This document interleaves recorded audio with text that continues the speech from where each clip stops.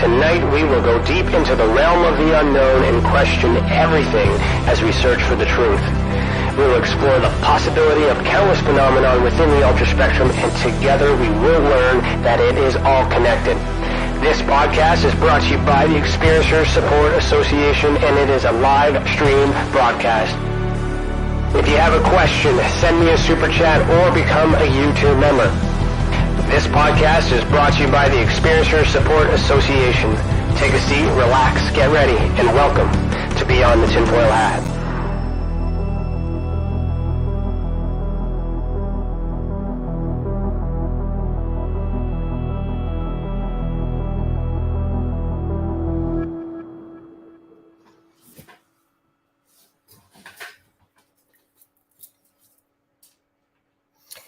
Hello, everybody, and welcome to Beyond the TinFoil Hat. I'm sick today. I apologize, but we're going to get through this.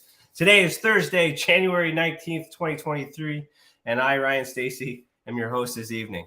I'm a licensed private investigator, a citizen journalist, and the Director of Investigations for the Experiencer Support Association. Welcome to the channel, and thank you for joining us this evening.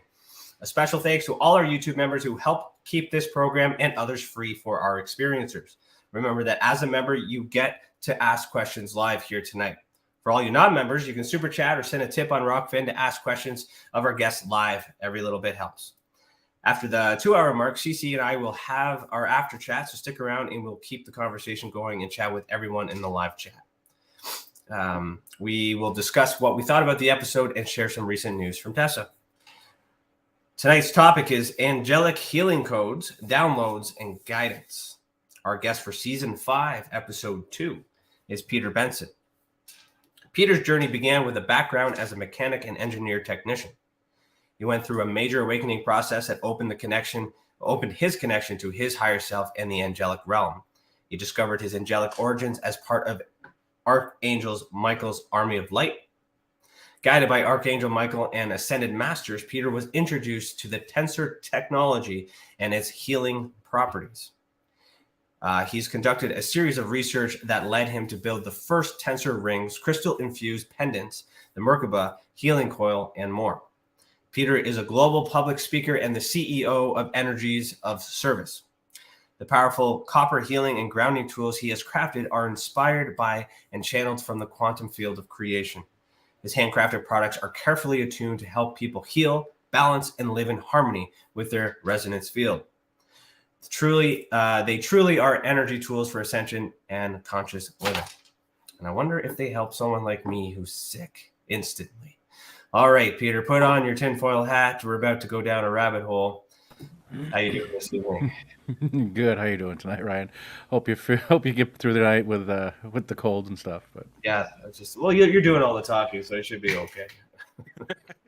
That'll work. That will work. All right, so let's start with the icebreaker question. The icebreaker question comes from CC, who runs our Experiencers Anonymous group. The next Experiencers Anonymous group support group is on the 25th, so next Wednesday? Yeah, next Wednesday. I'll just play a little jingle here.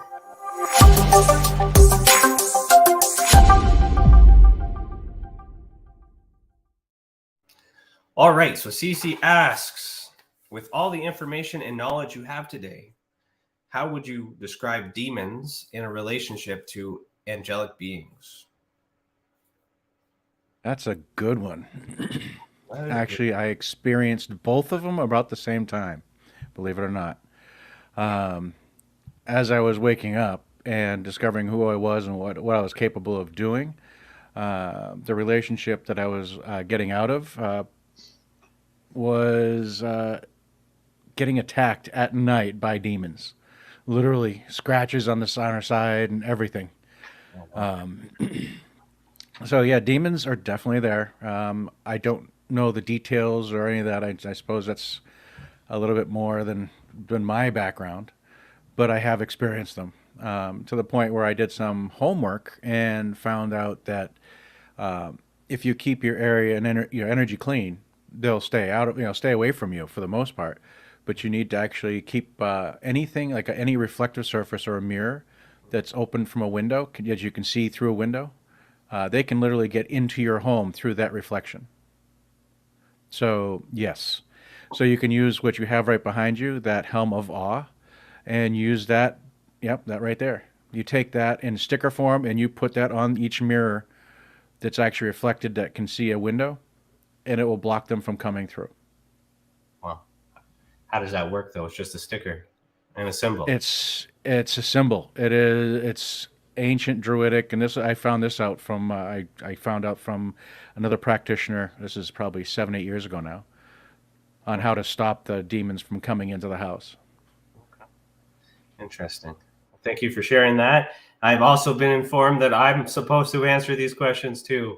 So, with all the information and knowledge that I have today, how would I describe demons in relationship to angelic beings? So, for me, I always ask, can you tell the difference between, a good person and a bad person by looking at them?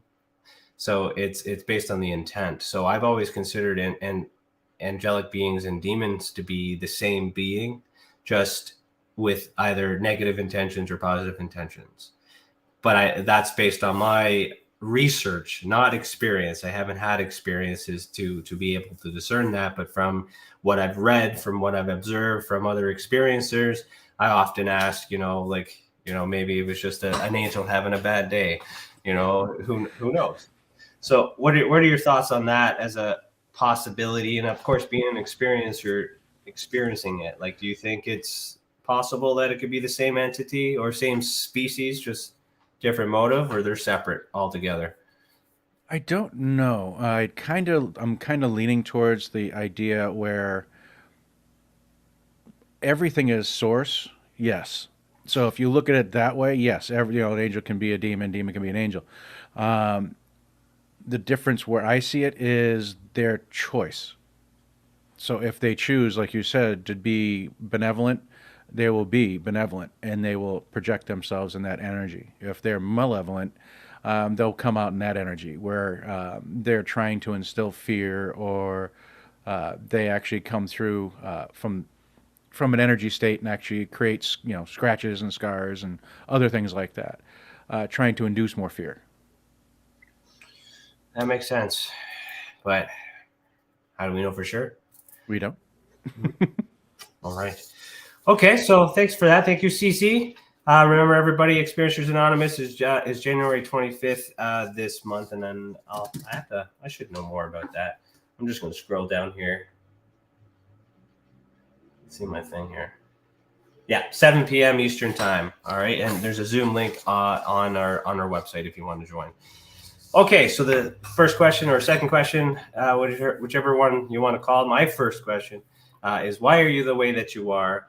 And I want you to bring me back as far as you want to go, and maybe focus on this awakening process, like how that came to be, your transition through it, what brought you here today, and all those things. As far as you want to go back, and as fast forward as you want to go. Okay. Yeah. Well, let's start out. It's like when I was a teenager, I read this book. I can't even remember the name of the book now.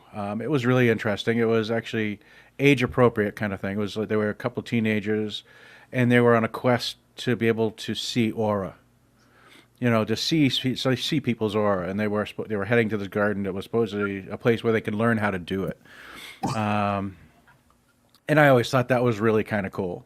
But I ended up dropping that whole narrative to get into the work environment. So I went to trade school, became a mechanic, and I was at ASE Master Tech for like 15 years.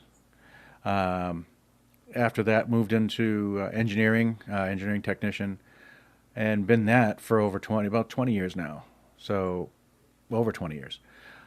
And through this time, relationships, shifted, and at the point where I tried to discover who I was again, and that's where I started finding out, okay, there's more to this than I realized. I found, I'm not sure if you're familiar with Brian Weiss or Michael Newton, about, they're not near-death experience, but they're more of bringing you into a trance and going into past lives or what's going on the other side kind of thing. A lot like Dolores Cannon, what she does. And at that point, I'm like, okay, if any of this is true, we have multiple physicians board certified that are doing this, and they're coming out with these books. Okay, so there's got to be something to this. So I started experimenting and understanding, going to meditation, sound baths, and all that. During this time, I actually found Slim Sperling and his work. So in the early 90s, he discovered tensor rings. And by discovery, I mean he basically created them. I say rediscovered, discovered, because it feels like it's a very old technology. And it's based off of something that was discovered in 1957 by John Archibald Wheeler, part of the Manhattan Project. So this was discovered way back when. And what Slim found out is a single wire can be brazed back onto itself, and it will create an energy field, like soap film in the middle, like when you're blowing bubbles, a little soap film in the middle, and it radiates energy out both sides, like a flashlight. One side was positive and one side was negative energy. So Slim found a way of converting or doing a twist on wires using the same wire and creating a positive energy field on both sides. Wow. So that's where this whole tensor technology came from, was Slim Sperling and his study of it with his cohorts, Mr. Reed and that. They did a bunch of different work with the tensor rings, and he was working with, which is kind of a staple to it, he was working with a cubit length. So when you think cubits, you think kind of, what do we think now? Egypt, cubits. So what they found was that there was a granite boss inside the Great Pyramid of Giza that was approximately 72 inches tall, and it was 20.5 inches around on the diameter. So he used that 20.5 inches diameter to create a tensor ring. And then he found out that thing resonates at the resonant frequency of hydrogen, 144 megahertz. And then through anecdotal evidence and everybody trying and experimenting with these rings, they find out that this thing actually heals the human body. He was healing bones and ailments and all kinds of different things with that. So that was Slim Sperling's initial forte into tensor rings, and it went gangbusters from there. So once I discovered him in his tensor rings, it was really interesting. I was like, okay, I can make these, because he basically came out and said, like, this is the information, this is how you make them. I'm like, okay, let's do this. And I'm on my path, and I started making the rings. For me, I wasn't able to actually get these tensor rings to actually function properly for about 6 months from when I first started to actually getting them to work. So I had to do a bunch of inner work on myself to really get the tensor rings to actually function properly. So it took a while and a lot of effort on my part. So it's one of those things where these are intention-based tools, and you have to have your energy in the right place in order to actually manufacture these and get them to work properly. Okay. So how do they work? How do they work? How they work? I don't know. It's really kind of cool the way they do work, though. These tools are so experiential. It's hard to describe. And when I have people trying them on, the first thing they ask is like, "What am I supposed to feel?" And I tell them, "I can't tell you that. Right. You have to tell me what you feel, and then after you explain it to me how you feel, then I'll explain to you what the base attribute of that tensor ring or that pendant is. And then you'll understand. Like, okay, well that makes sense." It could be some sort of balancing of the frequencies. Like if we're vibrating like a certain way that's stressful or off, holding, I don't know if you hold it or you're close to it, how big the effect is, but then perhaps tuning into that frequency just kind of levels everything out. That might just be science. Yeah. And who knows? Okay. Yeah. What Slim Sperling did was he actually had 2 scientific labs. One of them was Lockheed Martin, and there's another facility in Germany. This is actually in his books, that he actually had these sacred cubit length tensor rings tested, and they were tested out to be an energy field. They could see it was there, but they didn't have a real good way of measuring it. They could realize they could feel the resonance, and they could measure the frequency of it. But they couldn't they couldn't really tell you, it's the most powerful, room temperature superconductor that they've ever witnessed, but they don't know what to do with it. Mhm. So for our, for the scientific understanding of these, labs, I mean, Lockheed Martin, they should have enough technology to understand what this is, right? And they were just saying, yep, it's the frequency generator. Okay, that's about it. So, I guess bringing it back. So is that when you had your experience though? Or you're an engineer, you Yeah. naturally curious about this stuff. Yes. You get, you see a device that, and you're curious about how it's, engineered and created, like all that makes sense. Yeah. But where does that turn into this connection to an angelic realm that mentions? Actually, right after this, it's like, so as we're coming through, basically creating them and then finally getting them to work when I'm creating them. It came to the fact where I was going to the sound bath and I was actually creating the rings at the time, and they were powerful. And I brought in 4 of them to the lady who was doing the sound bath. And these tensor rings were based on Solomon's qubit, and it changes the frequency of sound, or changes the color of sound. And we put them all around 4 of her bowls, and she experimented with them for a couple days. She texted me back and said, "Can I have 10 more?" Because she had the 7 regular chakras and the 7 higher chakra crystal bowls. So she was like, "Yeah, it made the bowls louder, it made the crystal bowls resonate longer, and it was just like it just changed the nature of the bowl. It was really interesting." So I was like, "Okay, these things work really good." So I'm working with it and I'm understanding it and I'm experimenting more and more. I made a Merkabah at that time, and that was actually pretty powerful too. Yeah, one of these. Yeah.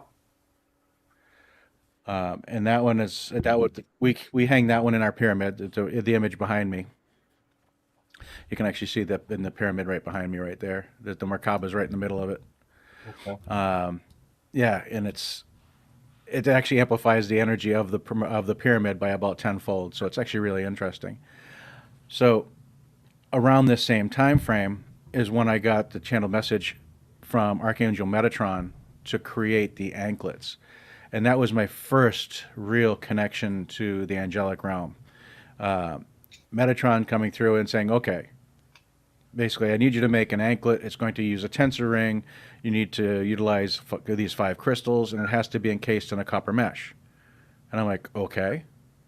It took me about a year and a half to actually get it all together and find everything that would actually be sustainable and workable and robust enough to last.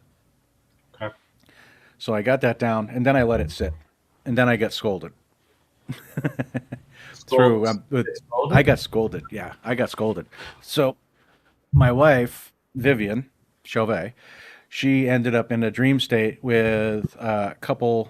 It was rather interesting dream state imagery, where she was in this open area, but there was 3 women in front of her, and they were more like representatives or intermediaries.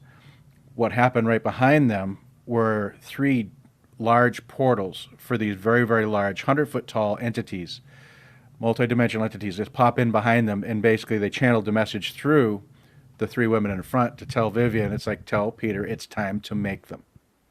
So I got scolded.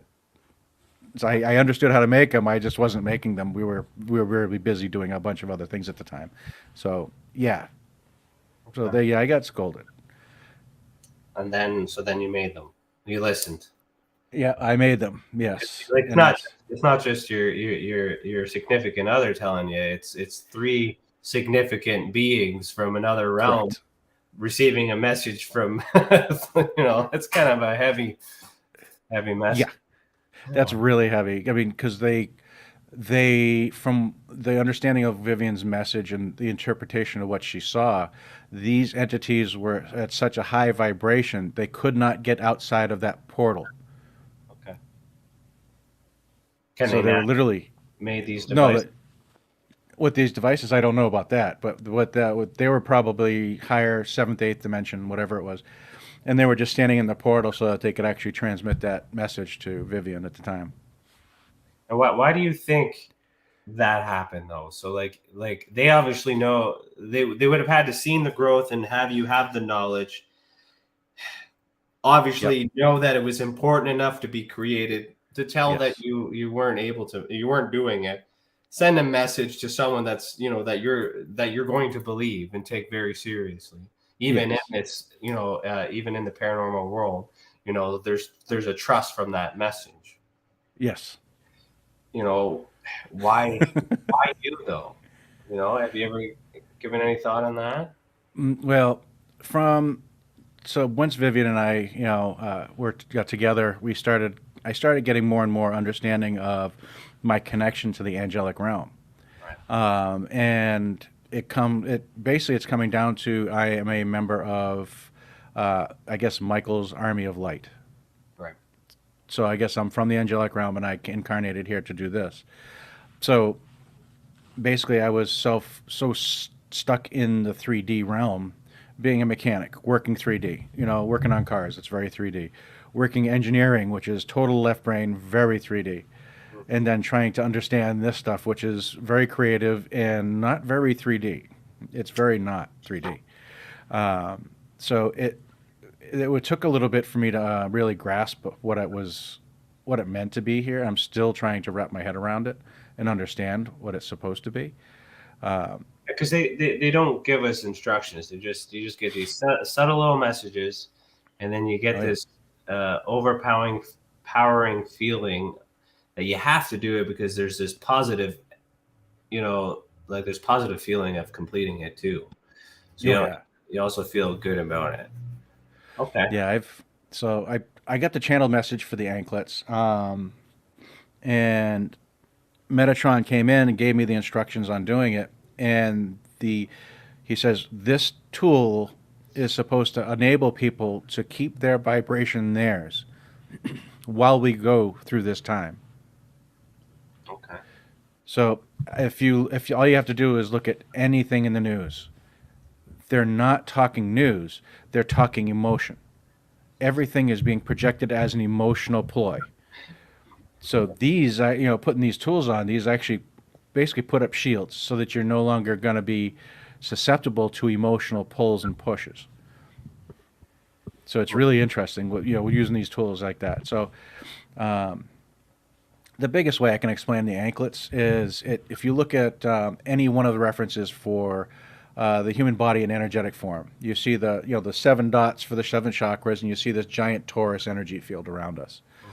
An individual, actually 2 individuals, basically said one of them was like, "Well, recycle. When you put the anklets on, it just starts recycling your energy." I had another individual tell me it's like, "Well, look at that donut-shaped energy field that you have, and put a cork in the top and bottom." So now it just all of a sudden you have a cork on it, and it just starts recycling your energy inside that field. And then it made sense. It's recycling your own energy. So it's basically converting your torus field, where you can feel energy coming in through your crown chakra and root chakra, to capping it off. So now your field is turned into basically an energy shield. So the anklet, so the act of putting this device on your foot Ankles, yep. is stopping the current, I guess, or the energy from leaving the body and not going Yep. back into the earth. Well, no, so the anklets with the tensor ring that they're made from actually ground you. They ground you. Okay. So when you put them on, you actually feel heavier. You literally do. And it balances your chakras as a side effect of that particular tensor ring. But it also does that frequency lockdown that Metatron was talking about. Right.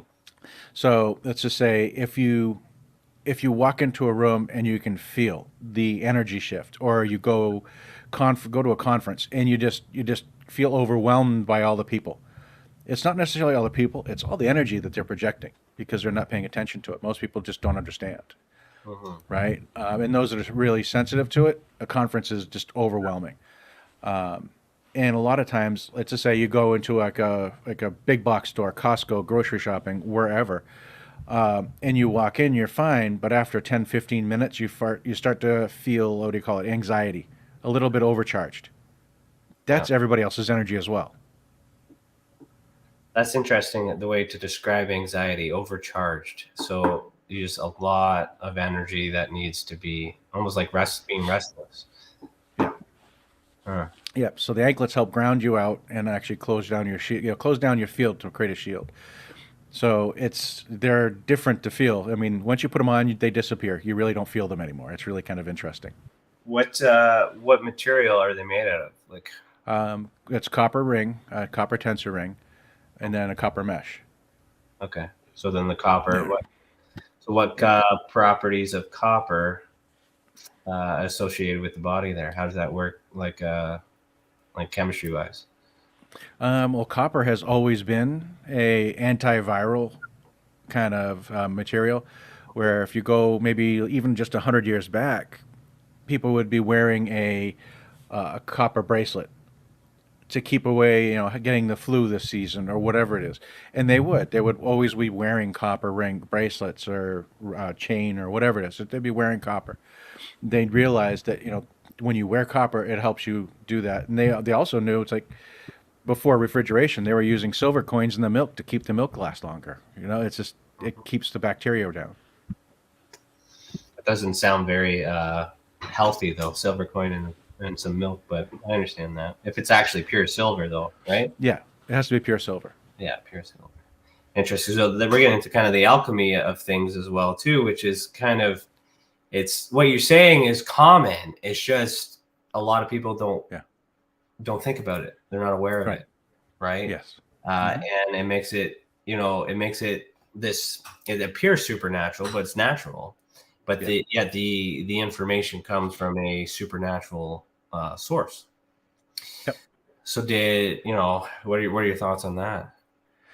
Well, the thing is, it's like I understood the tensor rings. I was creating tensor rings that worked, but the channel I got was like, so take 5 crystals, put it in a tensor ring, and then cover it with a mesh and make into an anklet. I'm like, okay. So now I'm taking a ring, I'm flattening it down. It's still a ring, technical. So it's like, okay, but I would never have picked the 5 stones to put together to create that effect. Right. I really would have never would have dawned on me to put the 5 crystals together. It was really just out there. So it is what it is, and it's like now we see that effect.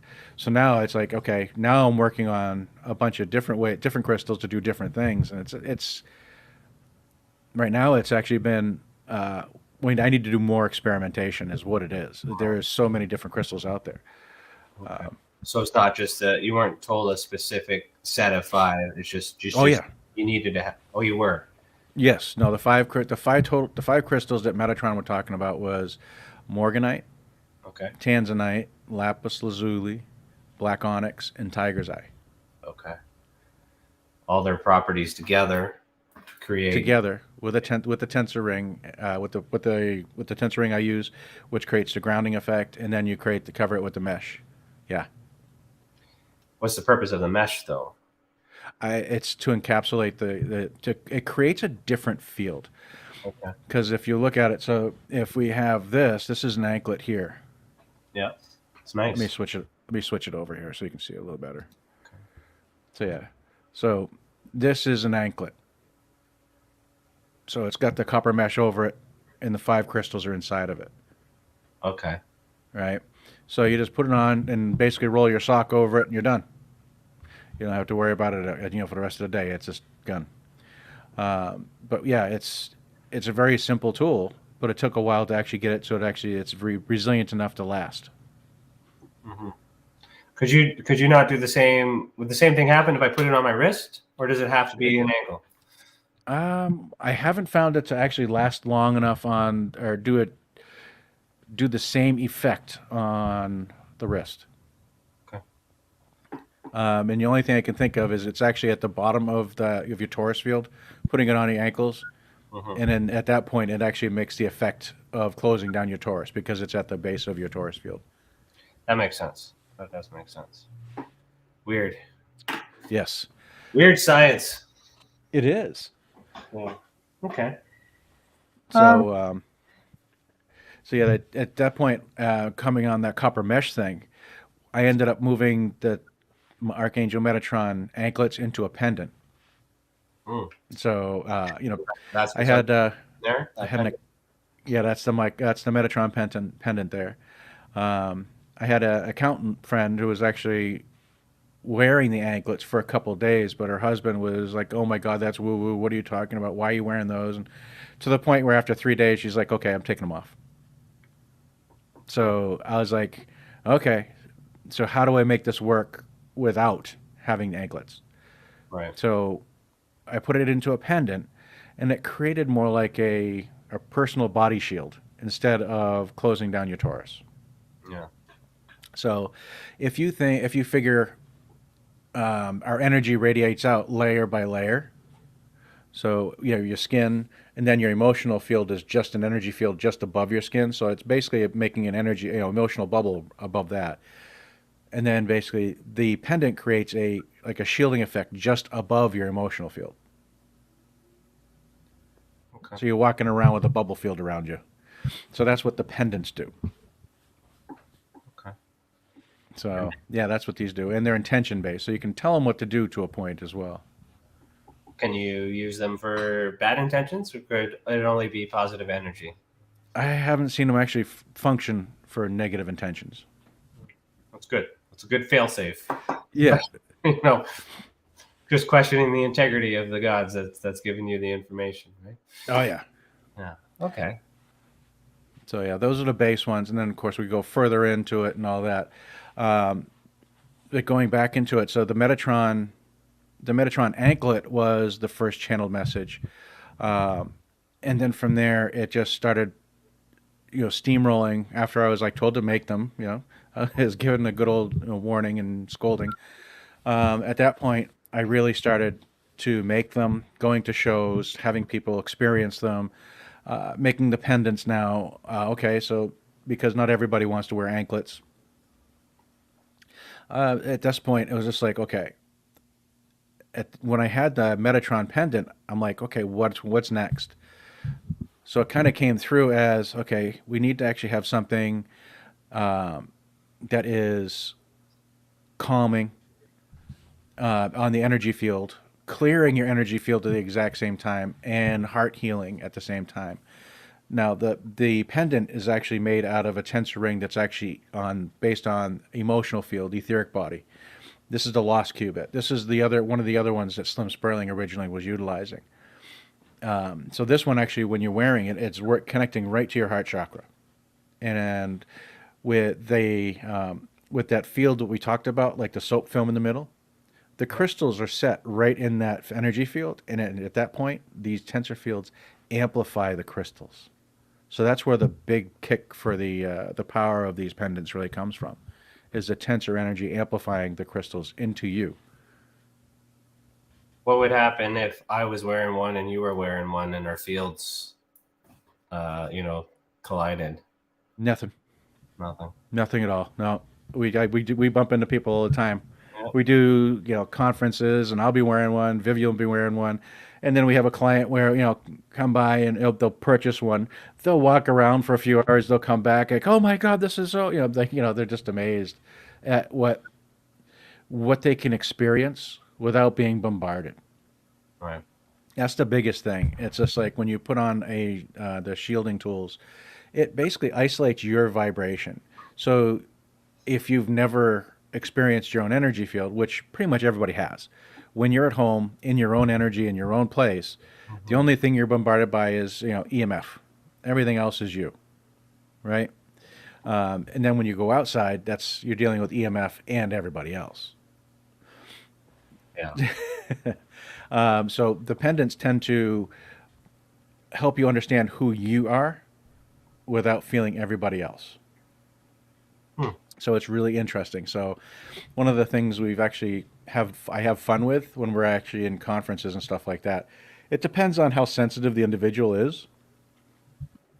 But I'll have them they'll have on the tools, and I'm like, okay, now that the room's quiet, now that everything is calm, and you're feeling yourself, you're no longer dizzy, you're feeling because a lot of times when you put the tools on, you get disoriented for a second, because all of a sudden everything just gets quiet and your body has to respond and rebalance.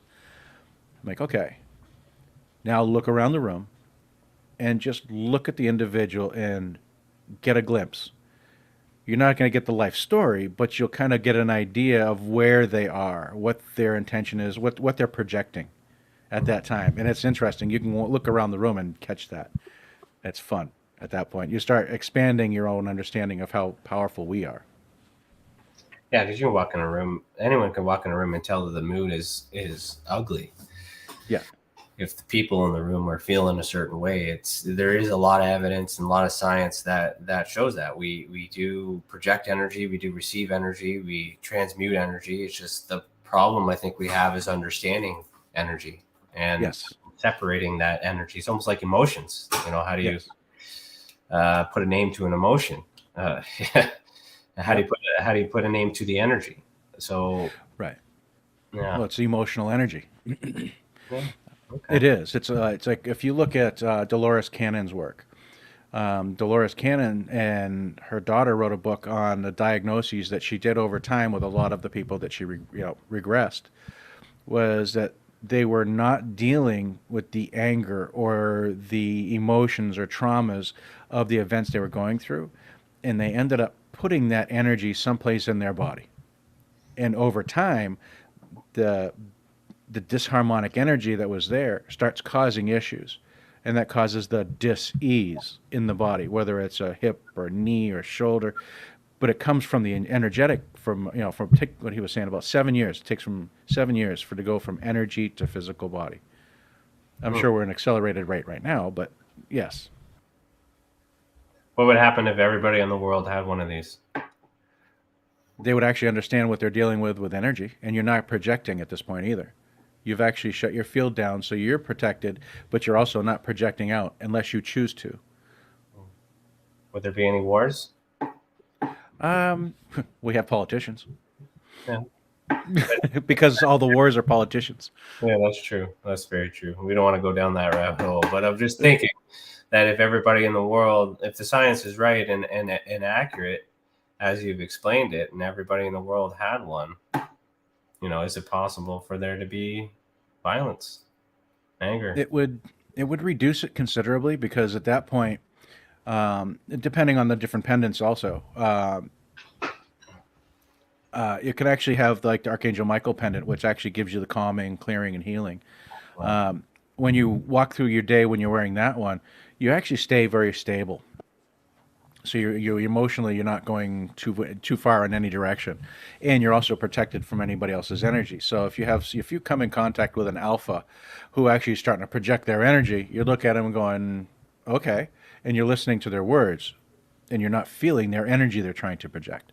So it's no longer a matter of responding to their emotional and their words, because it becomes compounded. Because when somebody starts attacking you, you become emotionally involved and you become respondent. Then you have to defend yourself, and that's where most of the disharmonic energies have right now, and that's where most of the conflict comes from. That makes sense. All right. I'm just asking a whole bunch of questions, like just kind of just nowhere specific, but just to kind of give you more opportunities to explain, why things are the way that they are, because like especially as the creator giving a message, and I can relate to that, but I'll save that for the end. Do you get any validation that you created it the right way? Meaning, like, why a circle? Could have been a square? It could have been like, why that shape? Like, did Michael come back and say, hey, it's supposed to be a square, like, or something like that? Like, how detailed were these instructions, and how do you know you got it right? Well, the instructions are basically through, as I'm creating, let's say I'm creating the anklets, I'll get a chance, I'll basically get information, and they'll basically come down and it's like, okay, take the Metatron pendant and add these crystals. And it's just kind of like almost like an image flash. That's the message. And then, okay, then I have to decode it and figure it out, and it may take a couple of days or whatever. And this is where like the PTSD pendant came from, and the multidimensional pendant come from. The multidimensional was a full download. I'm just sitting out there working, and I said, okay, make a pendant with these 3 rings. I'm like, what? I'm sorry, what? and it just came through. And that's just the way that works. But yeah, it's the way I feel about wearing the pendant. I wear my Michael every day, all the time. When I go out of the house, whenever I go anywhere, I'm always wearing a Michael. I just do. And it's. I have a chiropractic friend who actually wears it. She goes, "You know what? I'm not wearing my pendant, and I can feel it." It's just one of those things. It's funny because I actually have a Helmabah pendant as well that I normally wear on top of the crystals that I have, and I was just thinking, I could use that right now. Yeah, I could feel that it wasn't there. Yeah. So it's interesting because we can feel the energy come, but yet we can also notice when the energy leaves. I think the real big challenge is again determining what energy we need, or frequency at least. Right. Like you can get energy from, like I'm getting energy right now from this computer, and we know that it's not good energy, but I don't really feel the negative effects of it until I'm away from it. Yep. Yeah. Talking about electromagnetics. So, a friend of mine has a Michael, and he was doing some just dowsing, and he found that the Michael pendant was basically EMF shielding as well. And then he and his girlfriend at the time, they went to a MUFON event here in the Valley in Phoenix, and somebody at the event had a EMF meter, and they went right up to the pendant, and it went quiet. Really? Wow. Really. So, and he didn't choose to have it tested. It just was. I'm like, okay. So we've had somebody actually douse it to show it's EMF protected, and it was actually shown to actually reduce the electromagnetic frequencies around the individual wearing the pendant. So it'll calm your energy field for sure from electromagnetics, and that seems to be the status of what we've been tested to. And we know that emotional energy and other ambient energies in buildings and stuff like that, residual, are also protected from that. So how do we know it works then? I guess that sense of, you feel it. You're anxious and not anxious all of a sudden, or is there like a, like you said, you feel it. What is that feeling like? You feel it. What does it feel like? When you first put the pendant on the very first time, you just feel, it's kind of weird. It's when you put it on, all of a sudden you'll feel from probably about chest high, you'll just feel all of the, like a calm just wash down your body, and you'll just feel it hit your feet, and it just goes down your body, and you just feel, oh, okay. The first thing you feel is the calm. And then after that, it's just like, okay. And then after a while, you just start understanding that you're feeling your own energy, not necessarily everybody else's. Your state of being is more calm. The selenite in the pendant is actually clearing your energy field as you go. So you're not, even if you build up something, or you're emotionally working on something, or you're interacting with something, it'll actually help purge that out. And the green mica in there is also a emotional purging as well. So that helps work through emotions during the day. Okay. So yeah, it's the Michael's my favorite pendant. It really is. So how did you keep it? Like, another question that I thought of too is, like, how did you know out of all the archangels that it was Michael? It was more of like intuition. I kind of felt like it was him.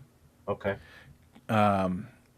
For me, and this has actually been a couple other people as well, it's like when you put the pendant on, it feels like you have Michael standing right behind you, where you feel a sense of calm, you feel a sense of protection, and you feel like you're just safe.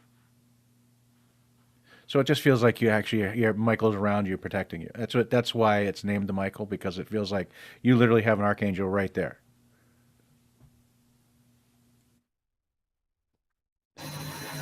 Sorry, my computer was making noises. I was trying to not have it on here, but It's all right. I muted myself there. Okay, all right, I'm tracking this. So let's dive a little bit deeper too. Then you mentioned and again, I'm not trying to catch you on anything or challenge you on anything. Oh, no. I'm just exploring this into detail. and you're quite knowledgeable on it, and I like that. And I always ask why, but like, and it's important to know the why. We always know the what, the who, the where, and the when, but it's the why I think is the most important thing. And of course, many people don't know why.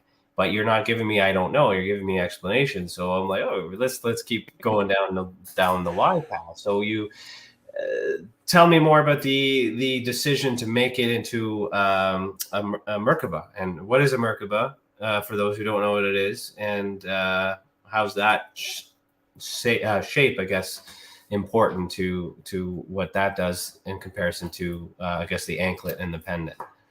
Okay, so the Merkabah was a creation I started doing out of just curiosity to see what we could do using qubit lengths. So I'm using a frequency length of wire in the wound wire mindset there, and then creating them with that particular setup.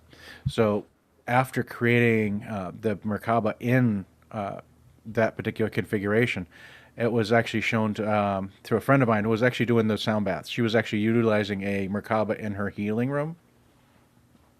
And she was saying it's like it neutralizes all energies in the area. It's like a 20, 30-foot radius of where it does, and it just neutralizes all the energies in the area. And then she added some crystals to it, and it just changed the frequencies of everything around. It's just like you add a nice big chunk of rose quartz into it, and it actually changes it to like a heart-focused Merkabah, which is what we do in the actual pyramid behind me. Okay. So, but that's where it originally came from. I ended up doing a little more research on it, and from how I understand our physical being is just like a holographic projection of our energetic being, right? And our essence, from how I understood it, was we are basically an energy field that's rotating extremely fast, right? And that's where we're projected from. And that was, from how I understood it, was a Merkabah. Basically, our form is a Merkabah that we spin, and that's where our projection comes from. Whether I don't know if that's true or not, but it kind of felt about right. I don't think it's full size. I don't know. I mean, it's extra dimensional, so who knows? Yeah, I mean, my I guess I might be saying it wrong. So the Merkabah, Yes, instead of Merkabah is what I said, but tomato, tomato. it's both the same. The research that I've come across is these being, I guess, vessels of some sort, some transportation for these angelic beings. Could be. And if we're, I guess, encasing ourselves in these shapes as well, I guess that would be, along the lines of protection. That makes sense. That fits. Mm-hmm. What about, you mentioned the toroidal field and all that other stuff, and then like expanding, like even, they say that there's something like that surrounding the Earth. I've heard a theory that the Earth might be inside one of those Merkabahs, right? Yeah, Merkabahs. Yep. Merkabah, Merkabah. How it's either way. Yeah, tomato, tomato. Yeah. Yeah, and if you look at the world, and there was this Russian scientist that actually did this work. If you look at where Sedona is, and you look at where what do you call it, the Bermuda Triangle, the Dragon's Triangle over by Japan, and if you do this overlay into the planet, you'll end up seeing different spots on here, like Sedona, and you'd have Bermuda Triangle, and you'd have Dragon's Triangle, and there's different little hot spots, and I think one of them was Giza Plateau. Okay. So they're just energy centers on the sphere, yes. Which would then formulate a circle or a sphere, a spheroid shape, energy, all these other things. So it's kind of, it's simple, but yet complicated, And it's like the secrets to the universe, but all that beauty is kind of masked, and like you mentioned, the news and everything, like politicians and stuff. There's a lot of ugly out there that are focused on these energy beings and stuff like that too. So you mentioned, I'm just going to try to think of something to carry us over till we get to the break, but you mentioned anxiety and you mentioned PTSD. So these are common common symptoms that many people experience. I've experienced. I have PTSD myself. You know, the often, I guess, the ailment for that or solution is usually medication. Yes. Would you? I know you're not a doctor, so you know, and we're not. Neither am I. But hypothetically speaking, you know, this concept and this idea, you know, could that replace medication? Well, I say the same thing. I'm not a medical doctor. I cannot. If you go see your doctor for Yeah, any you medical always go to your concerns, doctor first. Yeah, of course. But yeah, this go see your doctor. opinionated evidence based on your work with the energy. Yeah, um, the Archangel Michael pendant is very calming. So if you're not knee deep in post traumatic stress, like still working through all of the traumas and other things that you're dealing with, the dream state issues where you're waking up with nightmares, where you're going from an extremely happy moment to a completely depressed moment to a completely happy moment, the major swings. The Michael can handle most of those day to day, and allow you to understand your own energy. And what will happen is you'll become less and less prone to what do you call it, the swings, Right. because you're not going to be impacted by others' emotional energy at the time. So you can maintain yourself without being impacted by others. So that's actually pretty cool. Um, and we will talk about the post traumatic stress. We have a PTSD pendant as well. And that one is a completely different, works quite a bit differently.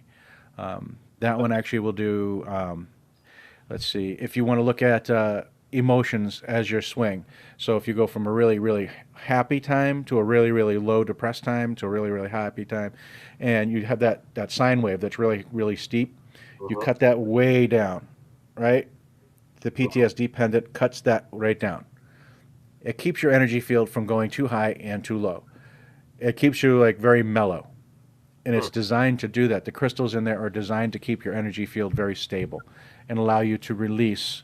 As things come up, the crystals are involved, are actually there to help release.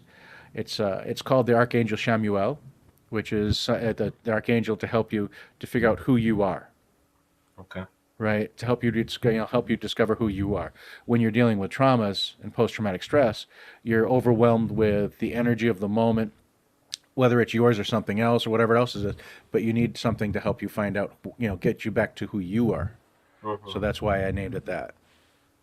It's interesting concept too, because like I I'm working through stuff too, but like I mean to understand the neurological effects of that, um, to break it down into a metaphysical kind of aspect, it's almost as if the energy is escaping. The energy is wild; it's not contained, and then you need Yes. these resonators of some sort to balance the energy, so you have that second of bliss or thought or moment of clarity to determine where to go from there, because there are red points, there are depressive points, there's so many markers that kind of bring you in this yo-yo thing.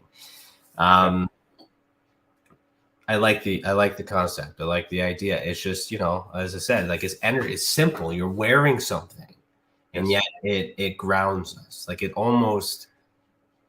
sounds so simple that it almost should be something that the doctors give you when you're born. Here, give this to your kid before the kid goes out into the world, so that way they're Yep. not like, trying to figure all this stuff out. And then buy a pendant like, 36 some odd years later, then all of a sudden they're healed. So like on that note, we'll just like kind of like this has to be forgotten technology, or like you said, revisited technology, kept Yeah. secret from us, or at least not present enough for enough people to do it. So what are your thoughts around the idea of us not having access to this common knowledge that seems so simple, but yet we need to be reminded to do it?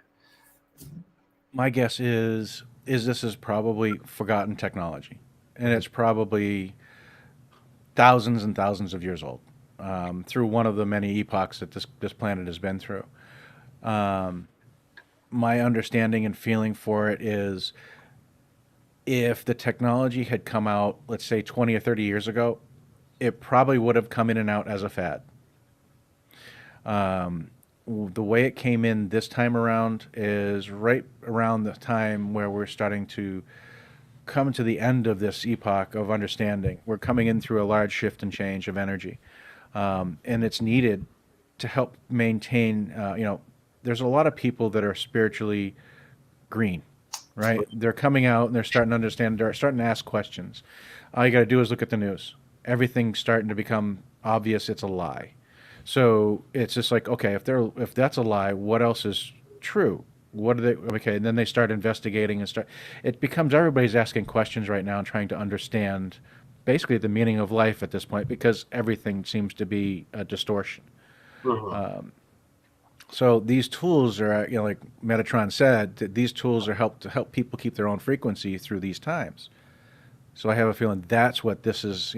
They're here at the specific time, at the right time and right place to help people get through this. The ones that want to get through it in the way that, in a higher vibration. You mentioned everyone with the same, is there a different frequency for everyone? Like, is it one, like these devices are tuned to a certain frequency, right? They have what do you want to call it? Their etheric blueprint is there. So there is a blueprint for it, and they will do the job that they're designed to do. They will shield you, and that's what their job is. And you can make them do more by intention. It will match the host, though, like a different frequency. It will find that common path or that harmonic frequency, I guess. Yes, no, that maintains you. Okay. Because everybody's at a different frequency. Everybody. Yeah. If you want to put it in a different frame of mind, you can say everybody has a different state of being. That's true. Okay, we'll pause right here, but we'll continue after a message from our sponsors. If you're listening to the audio-only version, head over to youtube.com/The Experience Support Association so you see the video that goes with the audio. You're listening to Beyond the Tinfoil Hat, a podcast by the Experiencer Support Association, and we'll be right back.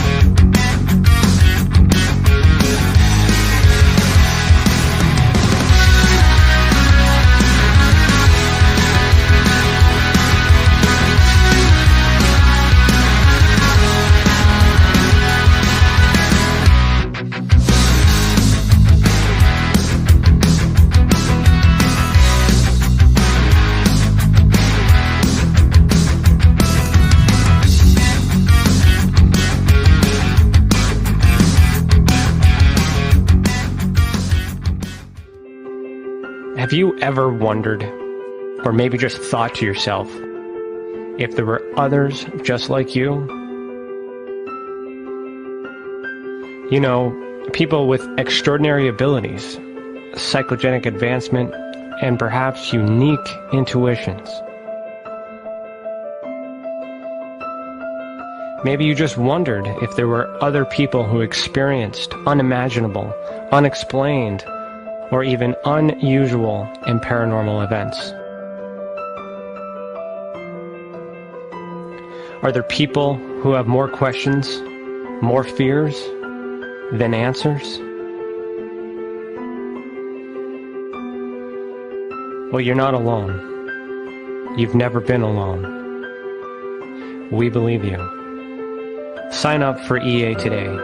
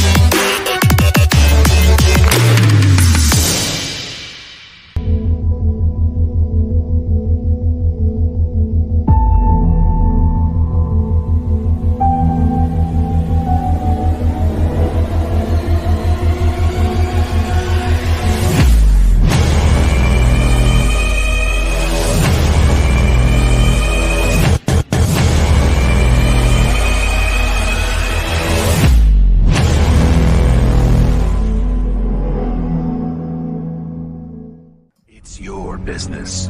It's your property. Your assets are worth protecting. Blacklight Investigative and Surveillance Services specializes in patrolling and inspecting residential or commercial property against fire, theft, vandalism, terrorism, and illegal activity. People and buildings are monitored to prevent crime. Keep your property, your people, and your assets safe from threat. Our elite staff are dual licensed private investigators and security guards. Blacklight Investigative and Surveillance Services. Go to blacklightiss.com.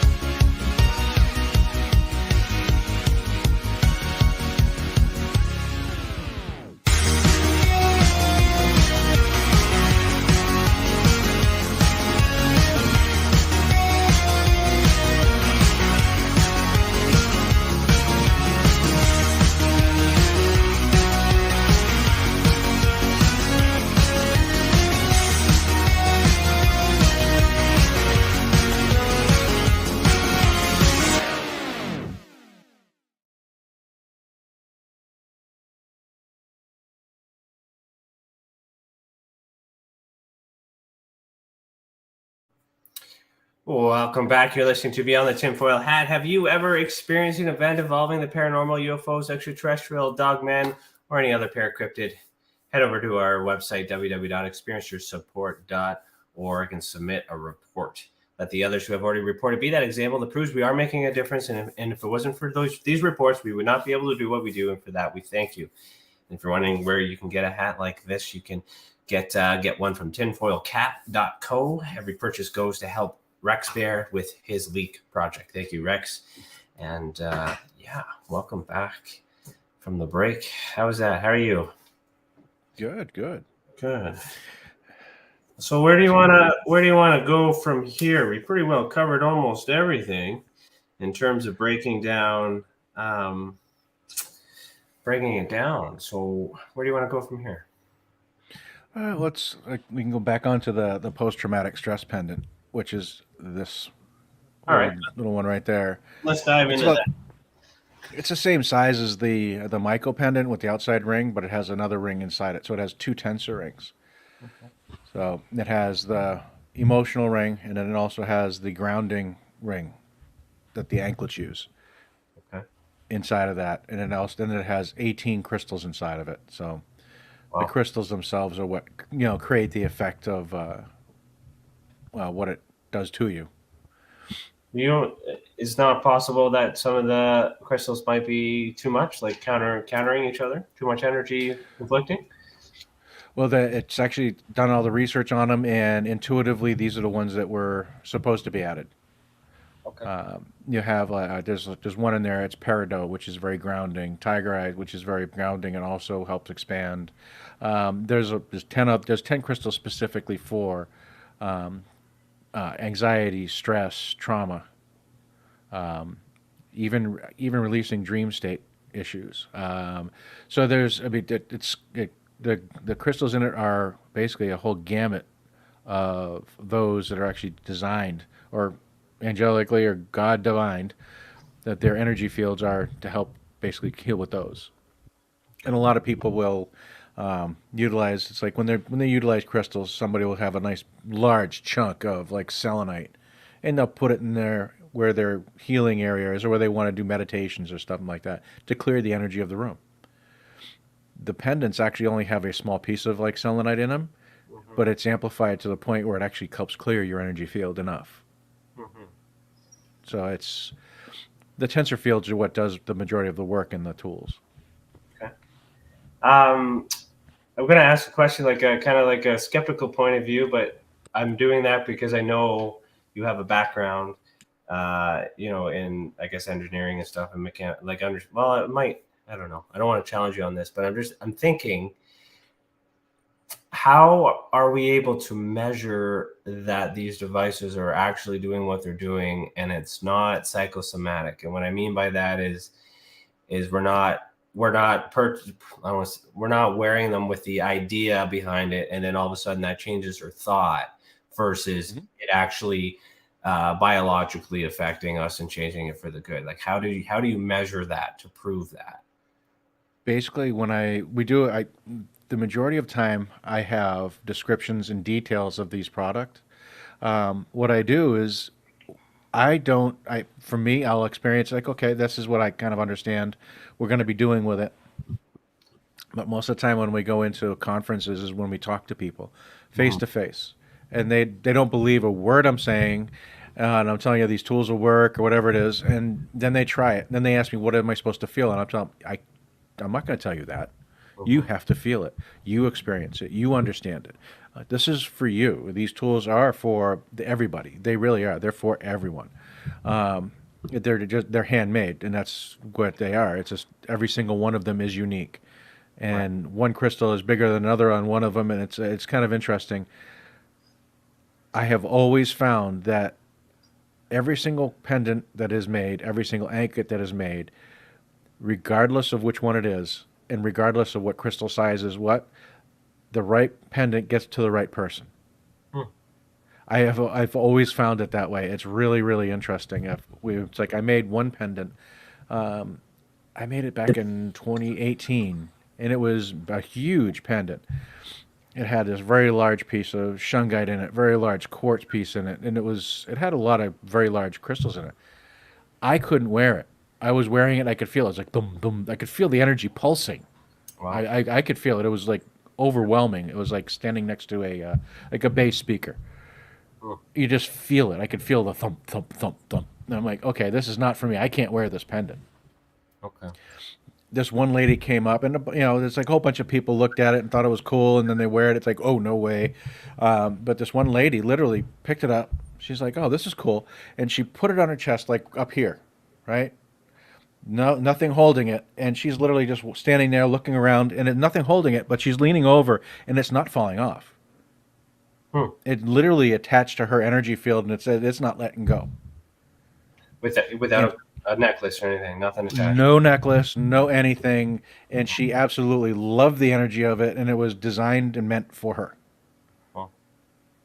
So it's one of those things. It's like every single time I have a unique pendant, the individual that's supposed to be for always shows up. And it's just it's when it comes to like the Archangel Michael pendant, I'll tell them, it's like, so how does it feel? And then I tell them, okay, so stop. Get rid of your expectations.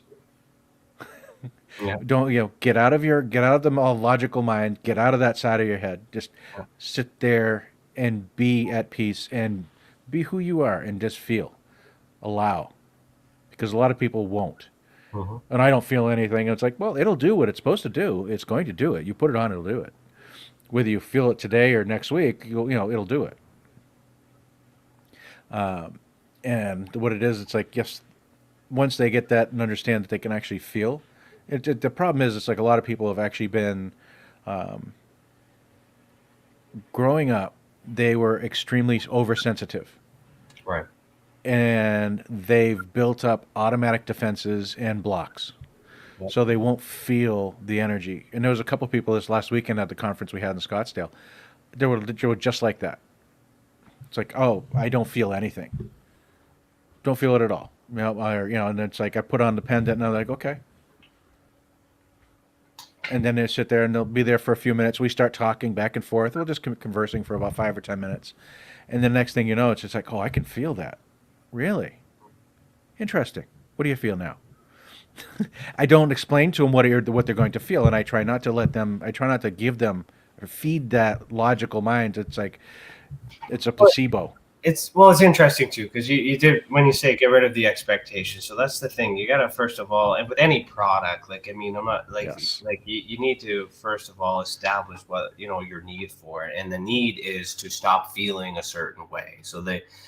And there's many different things that you can do it. But like, if I have a headache and the need is to, stop this pain in my head from going away, marketing tells me grab an Advil or an Aleve or whatever product you want. And the expectation is to get rid of it instantly.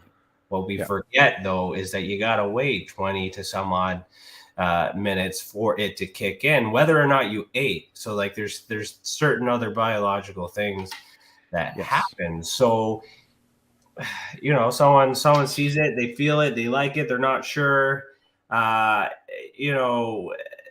has anyone like said returned it and said it doesn't work? And if they've done so, how do you challenge that? Because how do you prove it didn't or it did? There is no way of understanding that, and there's a reason why I have there's no return policy unless it's actually a physical defect. Well, that's smart. There you go. Well, you got that covered right there. Well, no, it's an energy thing.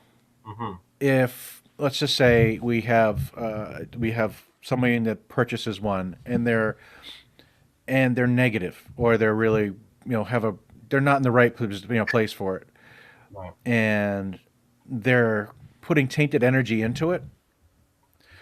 I can try to clear that energy, but I don't want to be selling that to anybody else. Right. So at that point, it's just like when you buy an energy tool, it's yours. And that's pretty much the way it needs to be, because I can guarantee the energy of it when I'm done making it. I can't guarantee the energy of it after you're done with it. How do you prevent yourself from giving your own energy to these devices to carry through? It's intention. Yeah. Okay. When I do the work, I basically do mantras, and I listen to like more of like a meditative music, and keep my energy levels very neutral, so that I'm not imposing any of my energies to it. It's like I'll do like Hem Prama, which is I am divine light, just to actually keep my energy in a high vibration to work while I'm doing the work. That's good. That's good. Like you're answering all the questions. You got the answers for everything. This is good. No. Yeah. So you've thought of everything. I mean, there's the message. The intention is good. The science is there, and then it's useful and it's positive. Yes. And even if it is, I'm not saying that your product is, but even if it is psychosomatic, the idea of putting on something that may or may not be from an angelic or the other side to help them in that moment, if that works, then that's a tool we can use to help us in those moments. Yes. It's I wouldn't say to compare that like to a rosary. In the Christian Catholic religion, a lot of people will go to when they're feeling that, and then they'll say their prayers, they'll meditate with the beads and do all those other things too. There may not be any any elemental experience from those rosaries, but the intention and the thought of going to these things in order to help them is a good aid. So it's beautiful. It's a beautiful thing. Yeah. So how many of these have you created in your since you've had this vision? Several thousand. Wow. Yeah. And how many of those thousands have been returned, saying they don't work? Not one. See, well, that speaks for itself. It's amazing. Yeah. Now, and I'll put this disclaimer. I mean, you'll never find anybody out there in sales to tell you this. I'm not sure if anybody will agree with this or not, but it feels like we're on a path to like an ascension. So where our vibration, as long as you're on the light, you're going to be working towards that. You're going to be heading towards this ascension layer. But I think it's more of like understanding and keeping a vibration high and keeping your positive mental attitude kind of in a place. So what these tools are is, for me, it's like these are training wheels to help us understand what the energy feels like. So when you're wearing a pair of anklets and you feel that energy, you can modify your own field to feel that way just by understanding how it feels. Not necessarily understanding how to change your field, but it's more like, it's just, remember the scene in The Matrix when the little boy tells Neo, it's not the spoon that bends, it's you. So if you understand the fact that it's not necessarily, you're not trying to force that to happen, you just think it to happen, it'll happen. So if you can create yourself like a daily, like a thought process, it's like, okay, marshmallows, or orange juice or something like that, and it just automatically you feel the way that the anklets feel. You're making your energy field do that without the anklets. Right. But you have to understand what that feels like. So you're feeling what the anklets are doing and how your energy field responds to that. So the tools are basically energy training wheels, intention training wheels. They're teaching us how to manage our own. Mm-hmm. They're Right? guiding So us use the energy that already exists to regulate correct. ourselves. It's just a tool. It's a powerful tool. They're very powerful tools, but they're teaching you how to deal with energy. Interesting. Yeah. And there's so many things that do the same or similar things. So it's real. It's for real. Yeah. Oh yeah. Okay. Absolutely. So it's go ahead. I was just going to say, I'm just curious to know a little bit more about the triangle thing you got in your background. You did reference that quite a lot, and you say you use it. But what exactly is that, and what are you using it for? It is a pyramid, and that one is actually a Giza pyramid. The dimensions of the Giza pyramid, it's just very, very small. Okay. And it's made out of copper. Okay. Right, and if you look at basically at the top of it, we have the tensor rings up on there, which is a lot larger than the pendants, but those are the same thing. And then we have, if you look back in the back corner there, we have crystals, so it's crystal gridded. We have tensor rings and the Merkabah hanging in there with the crystal in that. And it's basically what it does is the pyramid creates an energy field. So when you're actually inside the pyramid, it's actually really kind of interesting. And the best way I can explain it is when you're kind of jarred awake out of dead sleep, you kind of feel like your body, your energy field will slap back into your body. You feel like you're vibrating. That kind of feeling when you snapped out of a sleep. That's what the pyramid creates in about 5 to 10 minutes. You're inside of that, and you can feel your body start to just vibrate. And there's an energy field to it that feels very protective. So I've created this basically resonance chamber so that Vivian can do her healing work, and this is where she does it locally. And we carry around with us a Nubian pyramid, which is actually a lot taller but a lot smaller footprint. So it'll be 7 feet tall and 5 feet wide instead of 10 feet wide and 6 feet tall. Okay. Yeah. And the difference between the two different pyramids is when we're utilizing the Giza pyramid, it's more of you get the work done on you energetically and allows the integration while you're in the pyramid at the same time.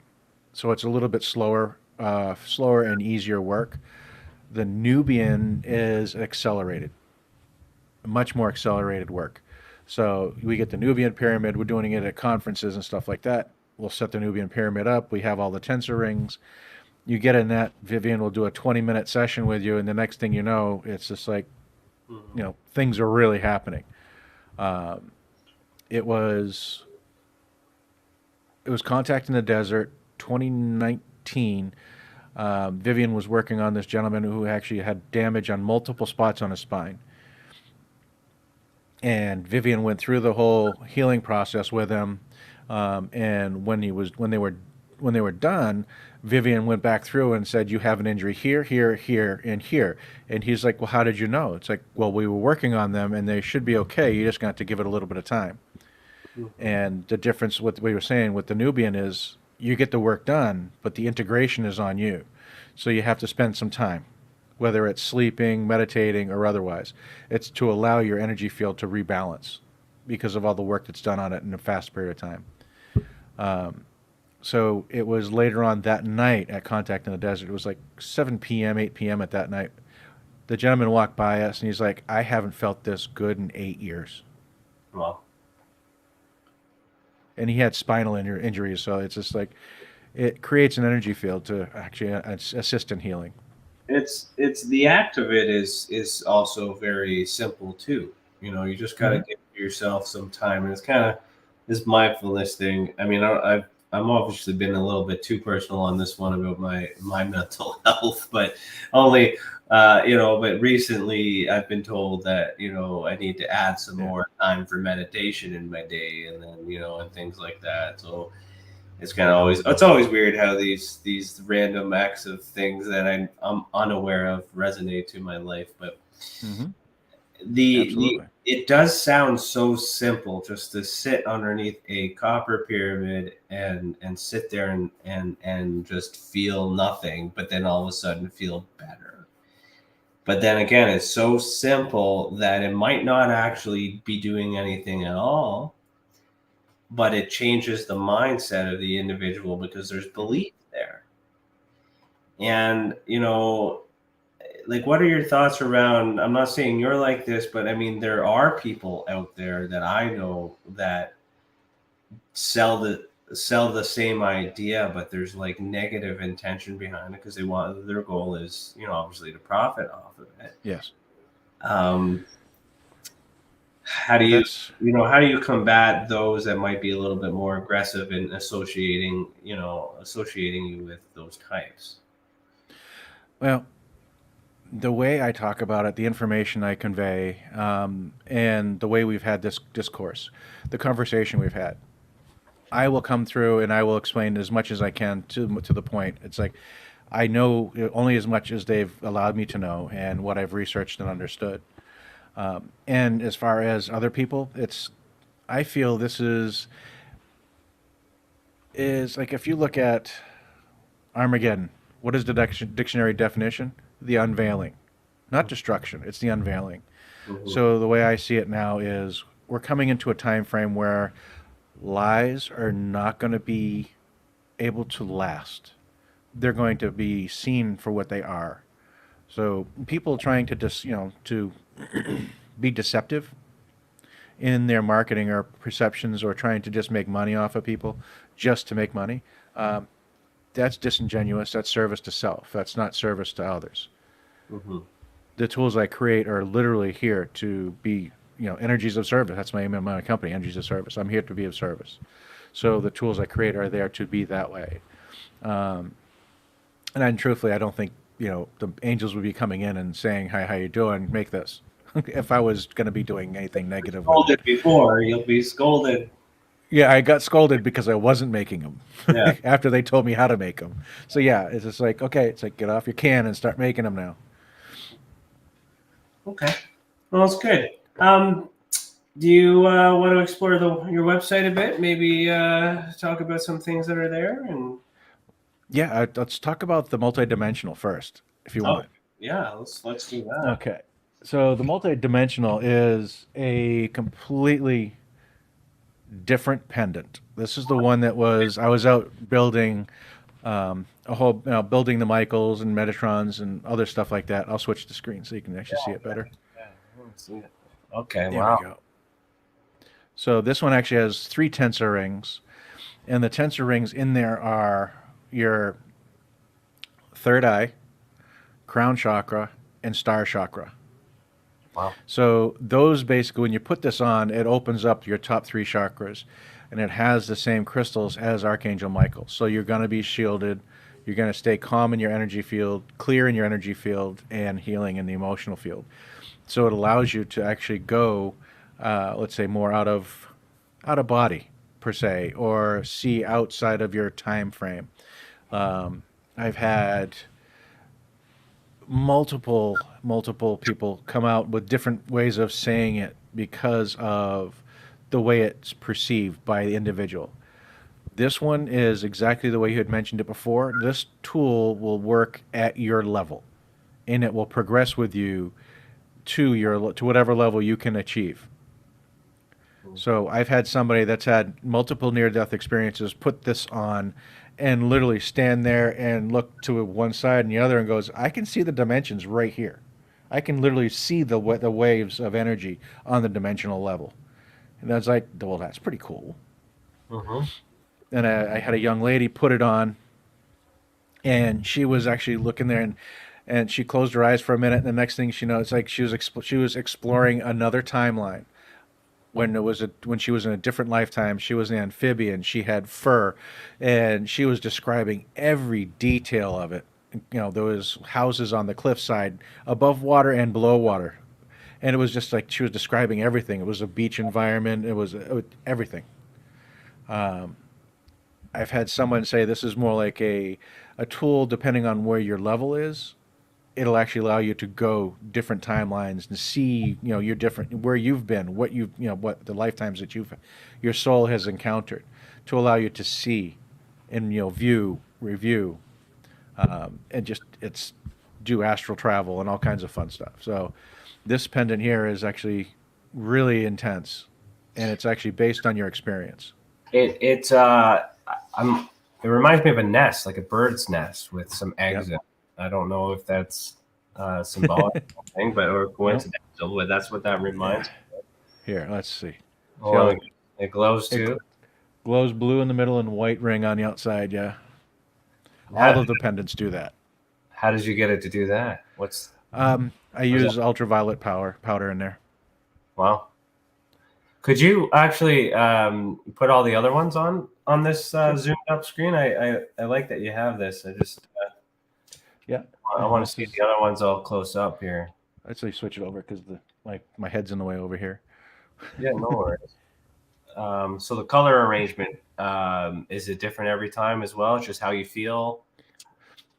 It depends on what we're doing with it. Some of them are a little, like the Michael will always look like that. So the Michael here will always have the blue on one side, green on the other, white in the middle, and then have these are the shielding stones down here. This one here has all the Michael stones, so all the major stones are in the middle, but the selenite is on the outside ring in here. The selenite is in here. Okay. And then this is the same way with this one. The selenite is in between the two tensor rings on this one, and then there's 17 other crystals in the middle here. Wow. And all made by hand. So yes. What do you use for your your necklace? Do you use any specific material to negate like an energy transfer, or is it just basic cloth? I've been using leather. Okay. Because it just lasts longer. I tried using the vegan type rope ones and other ones like that, but they seem to literally just degrade, and it's because of the oils and the sweat and all the stuff that we produce. It literally just starts to dissolve. So the leather one seems to be the only ones that seem to last. It's not optimal, but it just is. And I've had other people use chains and different types, and it doesn't seem to matter with the energy transfer. Like say I put a silver chain on a copper ring, would that change the effect? That's what I was kind of getting at. No, these create their own torus energy field. Remember how we talked about the film in the middle, and then it broadcasts out like a flashlight on both sides. This is actually, it's a torus energy field. So they create their own. So when you put it on, that torus field intersects with you in your own torus field. So it's kind of an intersection of energies. Interesting. It's powerful. Yeah. So you have so many of these in your place. Like that sound like an can you overdose on energy? Is that such a thing? You can. Yeah, I did. When I'm working on them in the shop. Oh yeah, I am just so overloaded to the point where I'll get an energy headache. Right. And it just I have to go into like one of the tensor rings and just ground out, take a shower, let the water wash the energy off, and stuff like that. Okay. Yeah, I was just gonna say, like, as if you have it on, how do you turn it off? Well, you can take them off, and after that, they'll pretty much. It takes a little while for your body's energy centers to rebalance. Without them, it's like when you put the anklets on, and this happens every time when we're at conferences. I'll have people experience the anklets, and they'll feel the energy shift. They'll feel the grounding, and then they'll feel the kind of got quiet, but it's still really loud. Kind of interesting how they feel that. And it's actually the energy of the room, not the noise. But they'll have them on for like maybe 10 minutes. And then they take them off, and then they say thank you. And then they'll look at me and go, it's like, it feels like they're still on. And it's like, yeah. because you got to figure the tool literally changed your energy field. Right. It changed the way your energy field was moving. So your torus is no longer a torus, it's now an oval shield. You have to give it 5 minutes, 10 minutes for it to reset. It's interesting. So yeah. Is it resetting, or is it just dissipating? Is it fading away, and then eventually you get built back up? Like, could you like wear it temporarily, take it off, and then not feel anxious anymore, or does the anxiety immediately come back? It just fades away as far as that's concerned. You take it off, it'll actually come back gradually as you get more bombarded by it again. Yeah. Okay. Interesting. Cool. But, all right. I got one for you. Do you know, have you heard of a Suspicious Observers YouTube channel? No. He does space weather. Okay. And he has a Archangel Michael pendant, and he was wearing it, and somebody asked him in one of his Q&A's, and it's like they were asking him, what is that? And he explained, it's like, this is an energy pendant. And he goes, I don't know what it is or what it's doing, but when I put it on, I feel it. When I take it off, I feel it. When I put it back on, I feel it. So it's like, it's one of those things. It's like the tools you can feel. Have you been able to study the long-term effects of it, though? It's always positive. I've been wearing them for years. I haven't had any negative on it. Okay. All right. Bring you back to the big screen, because I'm squinting here looking at you. All right. There you go. Perfect. There you go. Right. All right. Do you have anything else you want to show on that, or? We have another one here. It's actually pretty big. I can't even put it on the little camera. Okay. This one is for those people that are more advanced than I am, because I haven't been able to get it to work, but my wife can. Vivian can get it working. This right here. Let me get it over here to the side. Right there. It's basically a whole bunch of torus. It's a whole bunch of tensor rings in a torus field with a coil in the middle. It has three different rings, and it's got 12 different tensor rings in it, and a tensor coil in the middle, and it's got a selenite slug down the middle. Okay. And this thing is a amplifier. It really is an amplifier. It's the funniest thing. It's the strangest thing.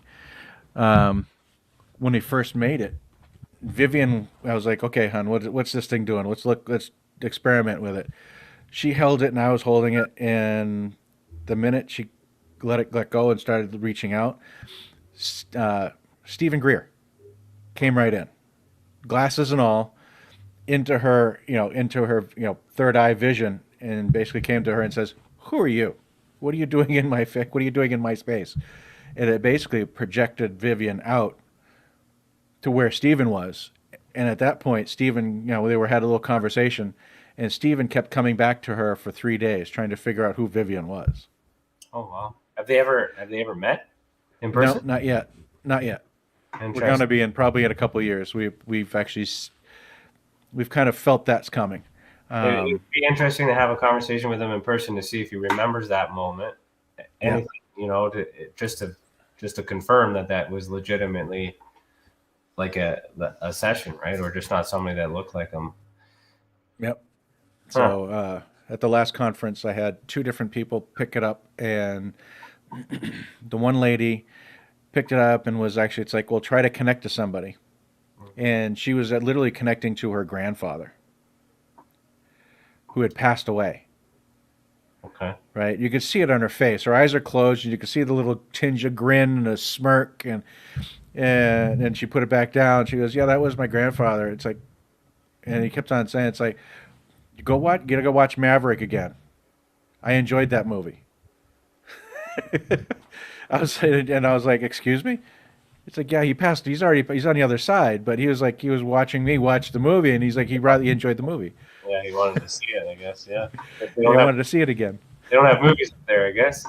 I guess not. Just arts and crafts. Yeah. And then there's a gentleman who picked it up, and he was looking at it, and I don't know what his intention behind it was, but he was holding it and he was freeing souls. I have no idea what he was doing with it. Okay. But he was just doing. He had his eyes closed and he was working with it, and it's like, okay, he was just freeing. He was. But what he said is, I was freeing all these souls, and the more I stayed in, the more they came, and I was like, okay, interesting. Mm-hmm. It is interesting, especially like when, well, we don't. That's a rabbit hole too. I have no idea where he was or what he was doing, but he was in his perception, he was freeing souls. Mm-hmm. And it could be possible too, because it's just transmuting energy, freeing souls. Like he feels energy, believes that energy can be moved, moves that energy and sends it to another place. So the intention there is like, it's very possible that it's just, that's exactly what they're doing. Absolutely. And it's just a lot of this stuff is similar. It's just we have many different labels and interpretations of it. But again, like what I appreciate about this explanation through the episode tonight is how simple and basic it is to take care of ourselves. Yet it's not so easy for us to get there. Well, it's like almost everything that we've been taught is a lie. Everything the perception is, it's like we've been taught things in school and this is our reality. But when you start digging into it, you find out it's like nutrition, the pyramid, that's a lie. Wheat is good for you. Well, not since they actually genetically modified it back in the 70s with this, the super dwarf wheat that's super addictive and feed the world with it. That's not healthy, that has too many proteins that, that's causing all this, the gastrointestinal issues because it has all this other stuff in it. All these things are different. And I won't even go into medical. We could have fun with that one. Oh, yeah. Okay, so just I'm going to buffer a little bit here just because I remember the experience when we had Vivian on last year. Did you see the episode? Did you watch the episode? I haven't seen the episode yet. Okay, that's okay. It's just I want to show you a symbol that I have through an experience that I had because I'm kind of curious on your thoughts on it. And there are some things you mentioned today that might resonate with that. It's just when I showed her, and for the first time, she had a negative feeling towards it. And that was the first time I've ever experienced that. So I just kind of wanted to, since there's an association there, I just kind of wanted to buffer it in case there's a negative feeling from you as well. Okay. Are you? Yeah. Now you're probably just curious. Now I'm curious. Bring it. Let's see. Yeah. So I just kind of wanted to buffer here. So, okay. What do you see here? How do you feel about that? I'll explain why I'm showing you this after, but I'm just without you knowing anything. How do you feel about this symbol? Anything that stands out to you, or the cross has something to it that it feels wrong. Okay. The middle is a Merkabah. I'm fine with that. Inside the circle, that's the Merkabah. I'm unsure with the 4 arrows. That's fine. There's nothing there. And the boxing on the outside of that circle feels very controlling for some reason. It feels something about control. So the cross, I see 2 different things with that setup that might be something going on. Okay, interesting. So for me, this is a download experience that I had on the winter solstice in 2018. It was a flash, an image that I had to put on paper here, and I've been trying to figure out many different ways of doing it. I've been able to, I've been able to understand the toroidal field all through looking at this image in 3 dimensions, 4 dimensions, splitting it all up and separating it and things like that too. I didn't get any message or any interpretations or anything along the lines. It was just simple, like there's an obsession about it and having to do something with it, but not knowing what to do with it. It's interesting that you mentioned control with the outer ring because there are some versions. I don't have any examples in front of me. Some work that I've worked with it to suggest that outer ring might be a group of people, like chairs or something, or perhaps some sort of watchers, or in I guess with what you said, controlling, like those who might, the 12 people that are responsible for something. So in term with these symbols and everything too, the colors and the they all have meaning and symbolism of that too. So I don't want to take much more of that. I just was curious to know how what you thought when you saw it. So thank you. Oh, welcome. Yeah, it's just there's something about the way that boxing is on the outside. It just feels like it's may not be individuals, but it feels like it's an energy projection. Yeah, The and way it's that looks. interesting how it feels, because there's, I don't have examples in front of me, but I have maps all over the place where I have different layers of it shown. So parts of it work with certain things, parts of it don't work. And then if I remove the pieces, then some of these pieces work, but what do I do with it? Then I create a whole bunch of other things too. So I kind of feel like I'm on this there. I might, but that Merkabah is or Merkabah, or that Star of David. Yeah. Well, that's what the Star of David is a Merkabah. Yeah. In 2D form.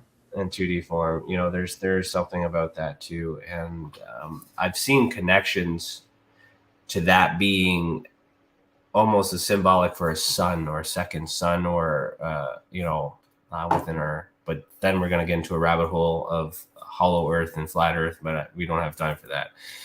But there's that. I don't know. It's strange. There's so many conflicting theories that brings it all together, because I think a lot of people are having these visions and experiences, and there's these keys. Like it's done for a purpose, but yet like more people need to come together and kind of share all that other stuff. Right? Mm-hmm. Yeah. What I got for you is, instead of the cross, start looking at the way circles overlap, similar to like the flower of life. So what's interesting, the way that symbol is created is the negative space. Correct. From overlapping circles. So you're familiar with that cross. Yeah. Okay, so that's why you said that. And I just feels like there's a negative there for something. See, that's it. That's a good thought. Thank you very much. So that is a negative, not wow. Awesome. Thank you. You're welcome. You hey. Me up all night now working on that. Okay. Yeah, like I said, I just get channels and they just come through. And I get it too. And I always I feel like this symbol is not meant for me. It's meant for others. It's meant to connect people. I get the sense of unity and connections and stuff. And again, like I said, when I shared it with Vivian, immediately she felt the uncomfortable. And yeah, I didn't want that to happen. I always thought it was a positive thing. And now being more mindful of how, different, even symbols have power. So, all right. So let's take a look at your website. We got about 15 minutes left. Sure. Where can what do we have on here? What can I find, and what do you want to talk about? Well, we got my logo right there, which is actually kind of fun. Energy is a service. You can feel it is the the tagline on there, because it is true. When you utilize the tools, you can feel them. And we have it in a heartbeat form, so that the front image kind of comes in and out. It's just we just literally just reformatted this website. So let's see here. Scroll down, there's Vivian there. Yeah, Vivian, and you can scroll right and left for Vivian and myself. And it's what's going on here? Yeah, it's the heartbeat. That's Vivian's light language logo. Okay. That's Arcturian light language, and it's a representation of Arcturus with the light language over it. Oh. And that's basically our mission statement from between the two of us. I think it slides automatically there. I didn't press a button. Yeah. So. Yeah. Okay. So that's us, and then where everybody can meet us on the Facebook, Twitter, LinkedIn, and YouTube. I still have a lot to put up on YouTube. Still, there's a bunch of interviews up there. Not a lot of own content at the moment. Pendants and anklets, and the shipping and the return policy and all that fun stuff. And you can do custom pendants, which is actually a fun one here. Okay. Yeah, you can do custom Metatron over to the right. That's a custom right. Oh, that's just like you brought it down lower. Perfect. Right here, yeah. Okay. So what are your options for custom? Just changing the color or crystals, or? You can add, so you're gonna basically a Metatron pendant is a straight up shield. So it's the when you put that one on, pretty much everybody when you first put it on feels warm. It shifts your energy to the point where you just feel like a warm blanket, just warm. So that basically the shielding goes up.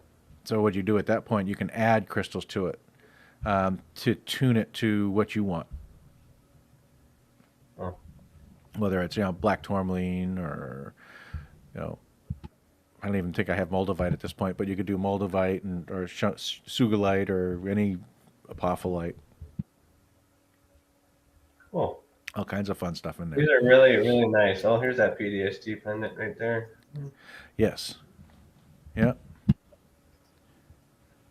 Like that. Where do I? You got there's descriptions on here too. And then Yeah, the descriptions are inside of that. Yeah. There we go. Okay. Absolutely. Okay, here. Nice. So is the Archangel, was that Shamuel? Shamuel, yes. Well, pendant suitable for you. Are you dealing with an overabundance of stress? Yes. Overwhelming emotions at times from past ordeals? Yes. Are you sensitive to people's emotions? Yes. Well, yeah. Can you feel when someone is upset or emotional? Sort of. I never know why. Can you feel a room when entering it? Yes. Are you impacted or drained just going to the grocery store? Yes. I don't like people, though. That's the thing. But are you stressed and unable to relax even when attempting to do so? Yes. Are you having a hard time clearing negative energies from your field? Yes. Cool. Cool. I like that. I'm going to share. I'm going to put the link directly in our chat here for this pendant because I resonate with this obviously, and other people might too. What's this infinite healing from the stars? What's that all about? That's Vivian. Okay. Yeah, she's my wife. So basically, we cross-link our websites so that if you're looking for the energy healing, you go over to the Vivian side, and she can do all the healing side of stuff. And if you need tools to maintain the healing that has been done, you grab one of the pendants and anklets or whatnot, whatever you feel you need to keep your energy back to where you need it to be. Cool. So. All right. Yeah. You're on Facebook as well, so here's your Facebook page. Yes. Which energy services. So I'm going to put that in the comments as well. There we go. Absolutely. Yeah, and there's the post for tonight's podcast on there. Yeah, I saw that. Thank you for doing that. Appreciate that. Absolutely.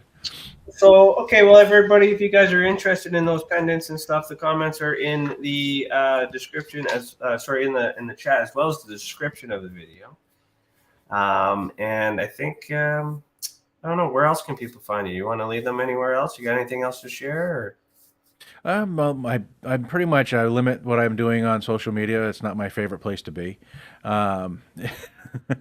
I hear you. I need to get myself. I think I have a Twitter account. I just need to actually get back onto it because I pretty much removed myself from that environment a while back. And I need to actually set up my Rumble. I need to really get my Rumble account running. Because I like being on the alternative side of things. Okay. Well, when you get those up and running, then we'll take a look at those. But in the meantime, you can be found on Facebook, YouTube, right? And your website, right? Absolutely, yeah. If you want more information on the pendants and other discussions we've had on all the products, the YouTube, I have this interview will be posted up there, along with all the other interviews, and it basically goes back through everything that all the history of the pendants and what's going on, and the anecdotal evidence from people, and it's actually been a lot of fun. All right, no, this has been great. Thank you so much for being here. I'll just so we're going to do the after chat. So if anybody is listening to this on the audio only replay, there's going to be an additional 30 minutes or so of information after this video here. For those of you who are not tuning in, thanks for watching. Peter, you're welcome to join us in the after chat. If you do want to join the after chat, I'll see you in the back room and I'll bring you in. If not, thank you so much for being here. Tell Vivian, we say hi, and we did enjoy her time as well. Maybe we can bring you guys both back for a team episode or something one day. Oh, absolutely. Go from that too. All right. So for those of you guys who are not catching this on the replay and not watching the after chat, thanks for watching. Keep your eyes in the sky. Heed the world. We know you know, and we'll see you next Thursday. Probably shouldn't say that.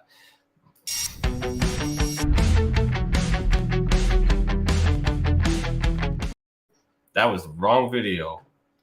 Bye-bye. That's it, everybody. That is a wrap. That is the end of it all. Thank you for joining me tonight. I look forward to seeing you back next week, where we'll continue to have this conversation deep down into the rabbit hole in which we call the Ultra Spectrum. Thanks for joining us. I said that already. Oh well, fuck it. Heed the world.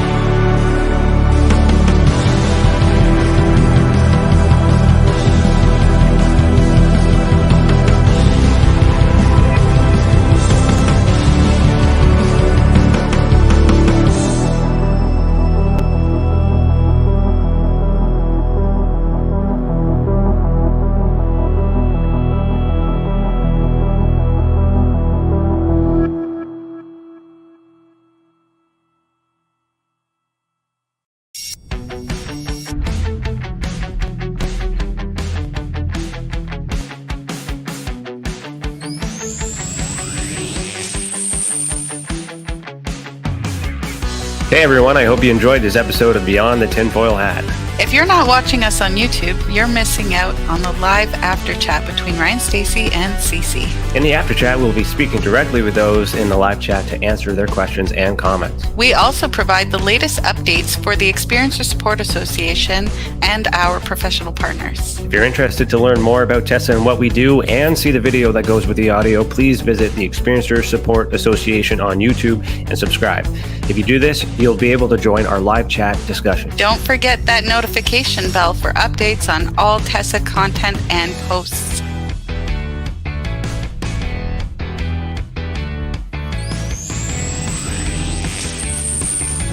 Consider becoming a member of the Tessa channel for additional perks and exclusive content. You can find us at www.experiencersupport.org to learn more about the work we do and the support we offer for experiencers and the resources and content available for these researchers, investigators, and enthusiasts of paranormal phenomena. You are not alone, and we believe you. Thanks for tuning in. Keep your eyes in the sky and Heed the world. Hello. Hello, can you hear me? I can hear you. I guess Awesome. Peter's staying, but he disappeared. So He's on break right now. It's all good. that's okay. All right. So, How do you feel after that? You're ready to buy your pendants, or? well, I still put me on the spot on that too. Still got to do some research, maybe look at some reviews and things like that too. But I mean, energy aside, they're nice looking. They're beautiful. Well, I really resonated with the third eye one that he showed. That yeah. he said was good for activation of the third eye. I forget what he called it, but that one was gorgeous too.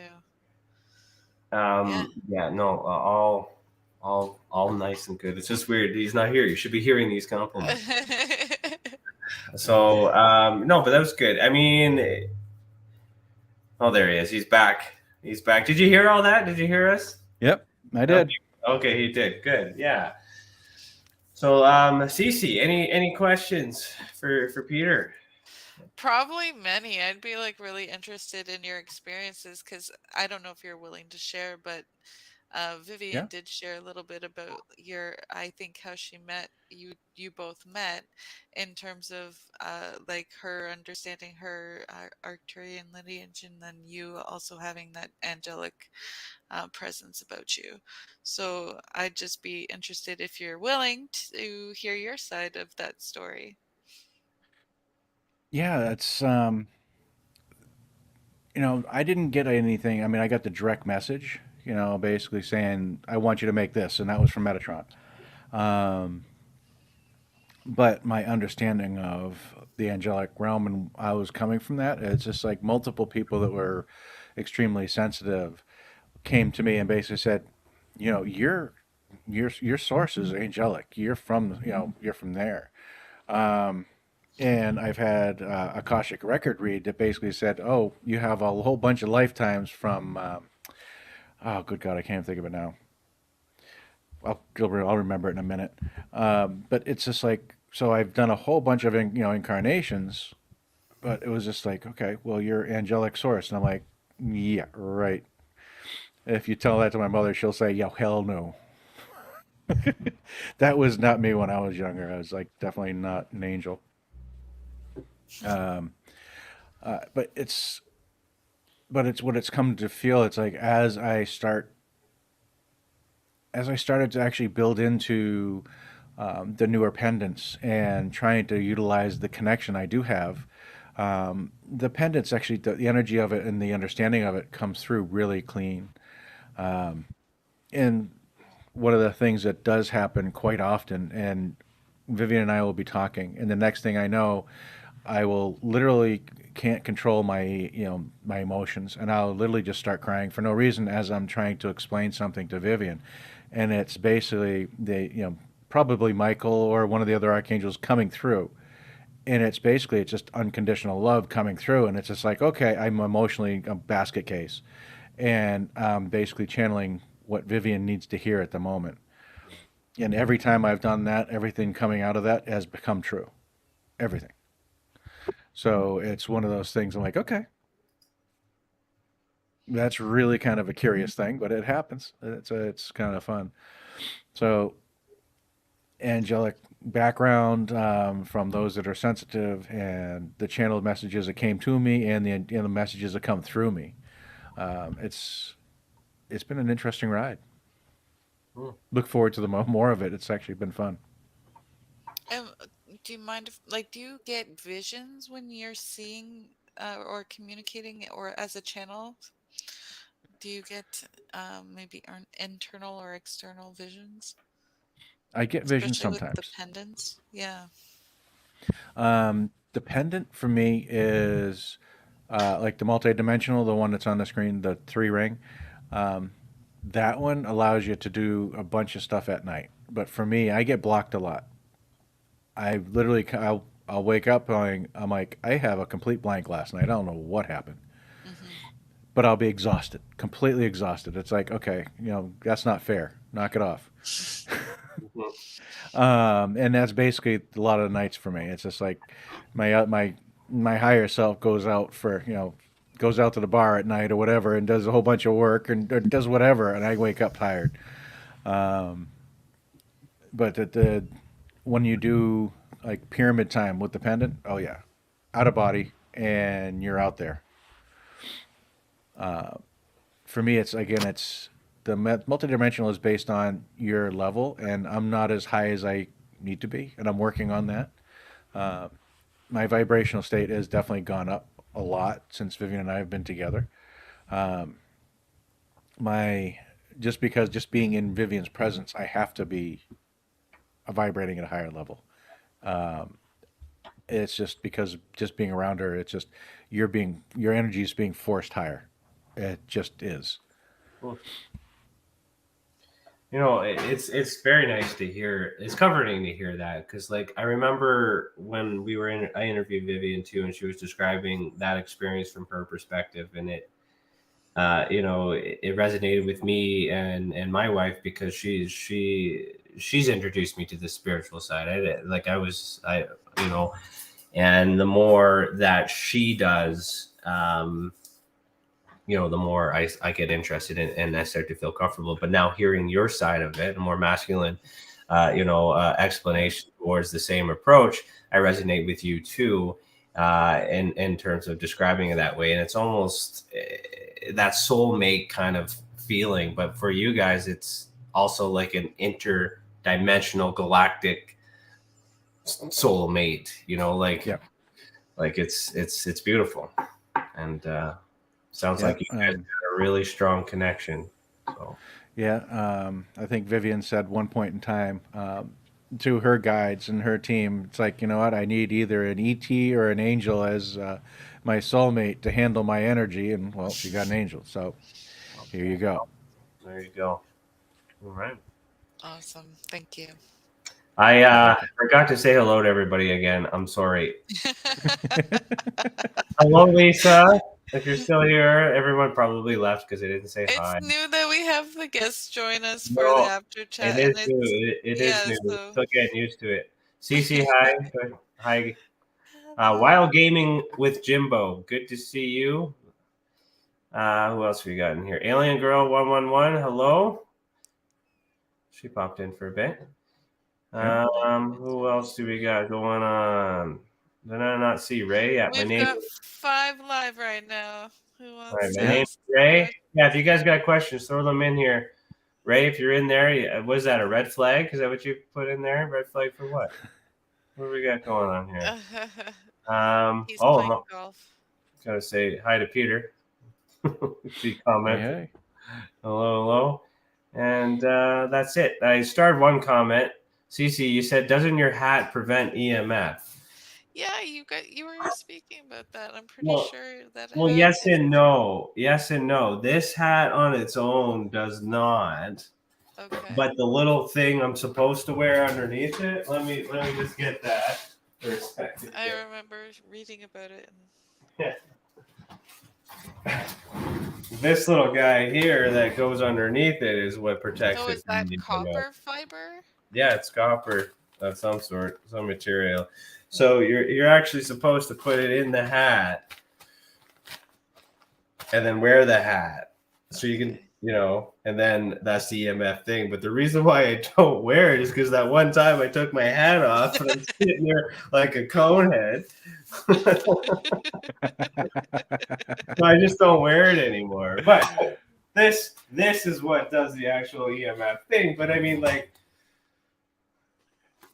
I don't want to put it on. Next, someone's going to take a screenshot. It's going to go all over the place. But you basically got, there's your tinfoil hat right there. Yeah. It's just copper. I'll put that there. Yeah. Just wear a Michael and you'll be EMF protected. I actually too on the break. I did run down and got all my stuff on too. So I do got the helm of awe. This is I think shungite as well. And then what did she say? Sodalite and jasper. Sodamite. I don't know. I don't know what that. Yeah. So we got those on. Yeah, we had a lady at the conference last Saturday, and she was wearing the shungite beads, all of the, she had everything on. She goes, I'm shielded up. I don't need any of that. I'm like, oh, really? Challenge accepted. And I put the anklets on her and just like gave her about 3 minutes. It's like, she goes, I could feel that. So, yeah. I mean, I forget what stone I had on before, but this small one that I have on now is replaced from, I think it might even be the same stone. I gotta have to ask my wife what stone it was, but it was the only one I had on. I think I was talking to Grant Cameron. I don't know, but I was really into it to the point that at the end of the night, we realized that the stone had broken. And it had broken in half, but like the properties of the stone was to help me communicate better. And I was really nervous because it was, it was Grant Cameron. But the fact is that I communicated so well that I broke the stone. But when I looked at the stone to see where it was broke, it was like, I didn't drop it. It's been hanging on my neck, but it literally shattered. Yeah. So like the explanation for that obviously would be energy. And I was excited and I was feeling it. But like what's your thought on that? Like, how is that possible for my energy to be so strong that the stone would break? Or did the stone am I just invincible to stones? No, my guess is the stones have their own, what do you want to call it? Their own energy, their own attitude. And some people actually say they have their own consciousness in a way. And I've actually talked to people that can communicate with them. It's just like Vivian does the same thing. We'll be going through different locations and pick up a stone. It's like, nope, that one wants to stay. Yeah, I agree with Peter. It was So the it's, stone's time. It yep. did its job. Well, it may have done what it needed to do and expended itself and basically cracked. Well, yeah, that's what she said. She said like I used it. I used it well, but it Yep. wasn't. But I mean, I want to say a coincidence, but like if you look at the way it broke, it unless I like hit it really hard and didn't like impale myself, like I really don't know how that would shatter. And then when I came upstairs in the morning afterwards, I found it on the floor here. So it literally had broken while I was talking and dropped to the floor. I just didn't Yep. realize it till I took it off that it was broken. So that's I strange. really, yeah, I've had lots of experiences like that in like the witchy community. It's like well known, like your protection rocks if they break, took a hit for you kind of thing, right? Yep. So I just wanted to kind of since we mentioned Vivian quite a lot here, for those who are interested on her podcast, she was on season 4, episode 35. If you guys want, this is that episode right there. If you're curious to hear her side of things, and now that we have the other half, the connection. Yep. So yeah. Cool. Excuse me. Oh, that's my first cough. I'm surprised. I've been dying. I didn't want to jinx you or anything. I was like, maybe it's that symbol behind you. No, I'm feeling it. I'm talking slower near the end. I'm really feeling it. I got it in the head cold, whatever. So Yeah, and Peter, I wanted to ask you about the anklet because I actually really thought those were neat. Like Yep. that was what stood out to me initially, and I've been kind of working through some healings on myself with my legs because I have like Mhm. one side of my body I feel like is like completely tense right now and the other half isn't, and it's like kind of a regulating my nervous system again situation. But I Yeah. have a keen sense that that healing tool would be really good for anyone who has like lower back to like any leg issues. What it does is it grounds you. So it'll actually pull you to ground and allow you to utilize intention to pull out what you're dealing with. Um, and you need to focus on like lower back stuff. You'll need to figure out what is causing your lower back energies. What are you holding? It's usually stress or whatnot, but you need to find a way of actually getting it to release. Um, and with the way it closes down your shield, your field to a shield, you're not going to be absorbing anybody else's energy to load up on your stress. So Hmm. it's only self-imposed after you have the anklets on. So it helps you understand and teach you how to manage your emotions at the same time. Yeah, Deal. absolutely, which is powerful. It's like in Yeah. itself just to know, especially empathic individuals. Yeah, it's for me. It's hard. It's one of those things. When I was growing up, I mean, it's like when you're growing up as a boy, suck it up, no crying, no dealing with that. So it's like dealing with emotional issues as a man, it's difficult. So I always end up storing it, and I have to actually go and purge it again. So it's one of those things. It's like, okay, I need to work on this a little bit better. I need to clear it out, balance my masculine, feminine, make it more resilient, and less apt to store the energy and clear it out. Right. And like regular grounding pros, like that's Hmm. how I deal with it, I guess. I Yeah. think I manage my stress very similarly. I hold on to it and I'm just becoming aware of like what they are and working through it. It's been maybe 2 years now, but it's been a long purging process for me anyway on my personal journey right now, and I'm just now coming out of it and like a different being almost, and I'm feeling really really good actually. Yeah. So the anklets I find are really, really powerful for those that are super sensitive. Hmm. Super sensitive. Those are once you put those on, it's like like somebody made a comment. It's armor. Yes, that's when your first layer of armor.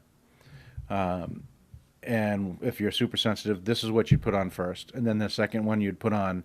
Um, either my recommendation is always a Michael because it gives you the calming, clearing, and healing on top of a shield.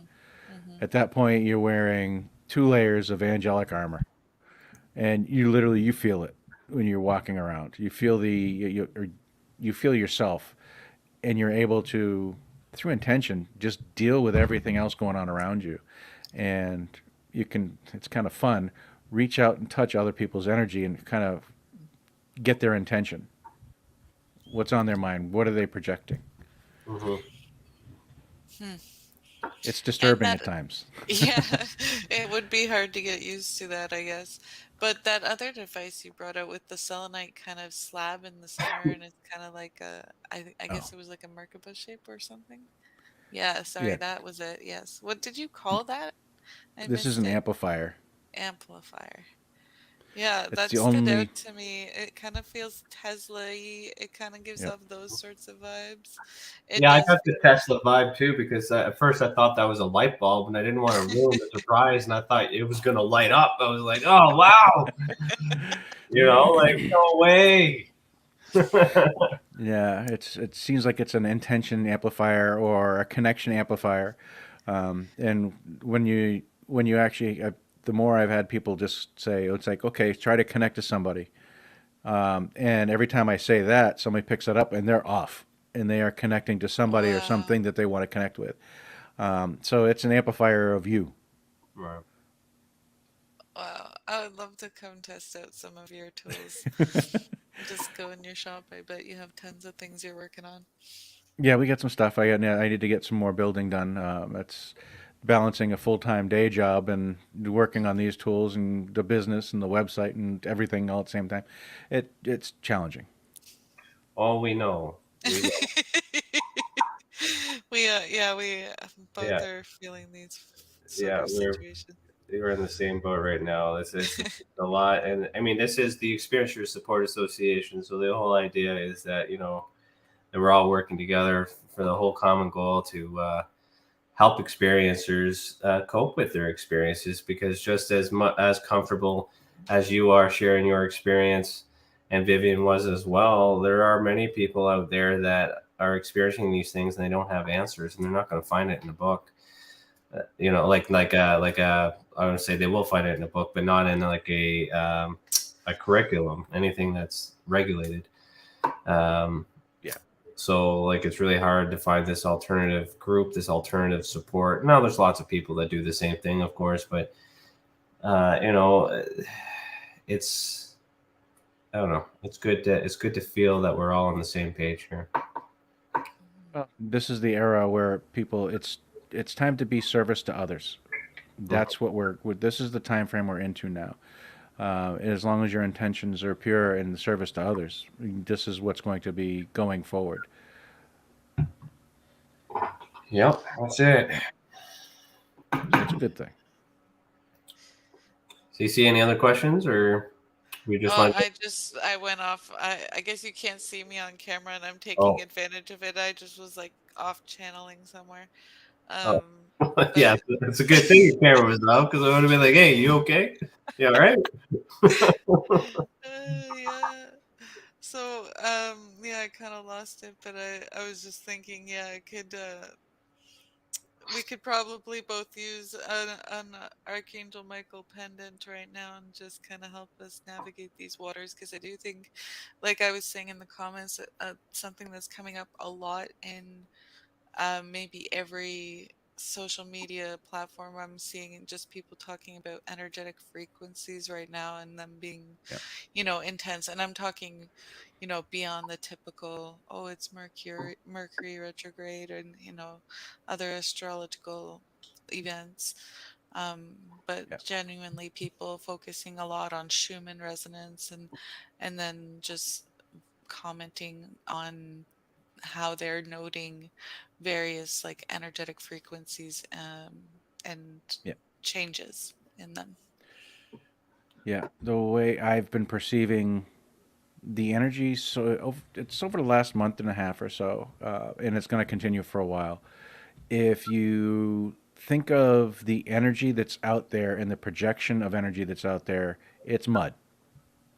You really need to have discernment and really focus on, on how you feel about what they're saying, whoever it is that they're listening to. Because at that point, you need to really start listening to yourself and not listening to the talking head on the TV at that point, and try to figure out what's going on. Because if you look at it, there's a lot of information that's coming out in truths.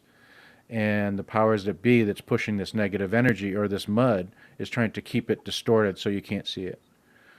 And it keeps you confused or in fear. So that's how I see what's going on right now. And I think you're right. It's the the different frequencies all over the place, and people trying to find a ground or an anchor, and it's really the only anchor is inside, which is the tools help you get there, but you can do it on your own through meditation and grounding. Tools are helpful. I mean, when you throw in a whole bunch of things, my issue, I have ADD too. So having, Same here. Having something to focus on, or to like the rosary, concept is, help you concentrate, fidgeting, it's not like you can meditate with one, like a fidget spinner or anything like that, but like those kinds of You tools. absolutely can. You can do whatever you want. There's but no limits. There's no rules. You do you. Use the fidget spinners. Yeah. One of the things it's like we were talking about is how the tools are intention based, and you can put intentions on them. The first time we figured this out was I had my pendant, and Vivian. This is when we first started dating and stuff, and Vivian had Vivian was under energetic attack, and we were up in Sedona. I gave her my pendant, and I told her, it's like, just tell it to make you invisible so they can't see you and they can't attack you. And literally the attack stopped instantly. It was just gone. Wow. So that was our first experience with how powerful we really are. And I'm not sure if the pendants amplify our intention, or it just gives you something to focus your intention on in order to make it come to reality. I don't know. So do you think it's like hiding your light potentially from, like, let's call them the Watchers? Do you know what make I you mean by that? invisible. Make you, the Watchers, yes. Make you invisible to anybody that would do you harm, just on a daily basis. It just basically hides. It's like it puts like a mirror shield or whatnot. Just makes it so they can't see you. It basically takes you off their radar. I don't know how it works, but it just works. Makes sense. But yet, it doesn't. Oh yeah, it makes sense, but it's woo woo. Yeah, exactly. That's what I mean. It depends on the audience we're looking at. I spent a lot of my time in the UFO circuit, and that is just mainly, listening to the figureheads and the talking heads and all the many layers of opinions on evidence and stuff. And there's no woo there, but I mean, I like this metaphysical stuff. I like the paranormal stuff because it's more inviting, it's more comforting, and it's just two different sides and two different approaches. But it's all like, if we could get these UFO fanatics, maybe with a Michael, maybe they'd stop being so aggressive and look at the facts and make jobs easier. Who knows? I'm looking at it as a tactic, to reason with people. Calm down. Oh yeah. Sit here for a minute. If you have a spazzy kind of an individual, total anxiety, I have a chill pill. Yeah. There is a chill pill. Anyone their body reject it? Say they're maybe somebody who's not able to match the vibration of the pendant. They work with you. Okay, so I haven't had any it'll negative. meet you where you're at, no matter what. Yeah, okay, that's pretty much it. Okay. Except for that I've stone. never had. The stone I had obviously wasn't like that. I was too powerful for it. Well, even if it cracks, you may end up cracking the crystals inside these pendants, but the actual resin will keep it intact. Oh, so there's resin in there, because there's some, like you mentioned one of them had peridot, I think. Yeah, it's the multidimensional, has peridot in it. That's the one that I resonated with. I like swear he put it on the screen and I was like, because maybe it's a live broadcast. I'm like, the gems are speaking to me. It's They like, do. They actually talk to you through the broadcast. You can, if you actually just focus on, like, I'll switch screen. If you want to focus like on the Michael or whatnot, because the Michael's on screen, but the multidimensional's right there.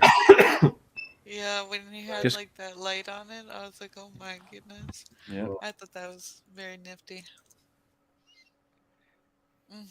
I don't know how you're getting the selenite braid. That's what I was kind of interested in too, with how you've braided it. I don't know if it's braid is the appropriate term, but I don't know. it Like, is it yeah, a bunch of little pieces? it's yeah, it's well, selenite is salt. Yeah, So if you break it down into like smaller pieces, it'll actually come into like slivers. yeah. So I slide the slivers in between the copper, into between the rings, and Wow. I basically fill it in. It takes time on the, you know, the multidimensional and the PTSD. It just takes time to fill that ring in Bunch of with the shards, selenite. kind of. Yep. That's so impressive. Yeah. Well, Okay, so it makes sense then that it's covered in resin because I was kind of look at curious how it was all staying together then. Yeah. Yeah. You can. Yeah, okay, I see it now. Yeah. cool. Absolutely gorgeous. And I'm not even one who wears a lot of jewelry. Like Ryan, you could attest to this. Like, I don't really wear jewelry often, but I would wear those. Well, it's they Well, help. You know, it's not often you can put on a piece of jewelry and it actually helps you in your daily life. Exactly. Maybe that's what it is because I have like this whole like must be practical and useful and beautiful. Like it has to be all things or I won't spend my money on it. I don't know. It's a weird thing. It's three, then it's worth the money, I guess. There you go. all right. Let's get into our update so we can, and then we're 5 minutes before our agreed upon time, so we can go a little bit over if we want. But Uh, uh, yeah, so for updates, you mentioned next week, Experiencers Anonymous, next Wednesday, January 25th at 7 p.m. Eastern Time. Um, and if anyone has any issues with the links, which I will be troubleshooting them and checking them just prior to the meeting again. But if you have any issues, there is a statement in there to use the admin email, ask for the link, and we'll send it to you. And Ryan, if you zoom in a bit at the details there, just so I can confirm. Down, down, down. Yeah, so the meeting ID and the code, if you were to download Zoom or even just open in the browser, you could enter those two items and enter the meeting as well. It'd just be a little longer. I'm not sure what kind of issues people are experiencing, but there's been note of a few errors with the do we links. have the same link every time, or is it a new link No, every it's a time? different, It's yeah, a it's a different different. link. Okay. Okay. All right. So that is next Wednesday, the 25th of January. Yeah. So yeah, join in. If you don't know what Experiencers Anonymous is, please go visit www.experiencersupport.org and check it out. There's a lot of information there, but essentially it's a peer-to-peer support group. We get together once monthly and hopefully more in the future. On Zoom, it is not recorded. Everything's anonymous if you choose. And we're just here to listen to each other and kind of give each other advice if so desired. Cool. On my front, I did an article. It's kind of a blah article, but it was more so for a wrap up of some things I was feeling. So I kind of was working through something, but I kind of did a whole little example of my opinion on how everybody's fighting and getting angry and getting emotional, but yet at this, including myself, which I probably didn't mention in here, but but for me, using this as an example on the surface, I kind of just explained the it's really simple. And actually, on top of this article, I spoke to one of the task advisors from the Department of National Defense today on how to make these requests a little bit easier for everybody. And, so I kind of explain all that of how simple it is to actually make a request to the government. If you can trust them, that's the thing. If you can't trust them, then you got to do all these extra things. And there's a lot of conflict that comes from opinions on the idea that the government is lying, and who am I to say that the government isn't lying? It's just, it's just trying to find a way to understand that the task advisors that are basically the hand that feeds us, we don't want to bite them. So my take home for this was trying to emphasize that if we're going to ask the government to disclose UFO documents to us, we don't want to piss them off, and we don't want to attack them, and we don't, and I've proven through this article that by being kinder and nicer, I've gotten documents faster, and more of them. So that's something I wrote. On top of that, on the Facebook page, there is a couple new requests that I'm going to have to put in about some weird laser stuff, but I don't think there's anything new from Tessa other than we're discussing condensing temporarily to focus more on creating the things that we have within our vision. The last few years, we've been trying our best to give opportunity to others to join the association, but a lot of people want to do it on their own, and they don't want to be part of a group or don't understand the concept of actually servicing the people, which is, what Peter was mentioning, or, we're in this to service. Unfortunately, we've learned through the last year, because the plan last year was to get deep and to find out what people really, really want, is they're all trying to help the best that they can. But the underlining thing is to line their pockets. And when that happens, then they cut corners, and then the information is not able to be trusted. So we're kind of at this point now where CC and I are all you got. And if that might be it. And if that's what it is, and that's what it is, we're going to accept that, because we tried really hard to include many people in the association, give them the opportunity that they didn't have before. And they just either didn't understand it, or they just weren't the right people.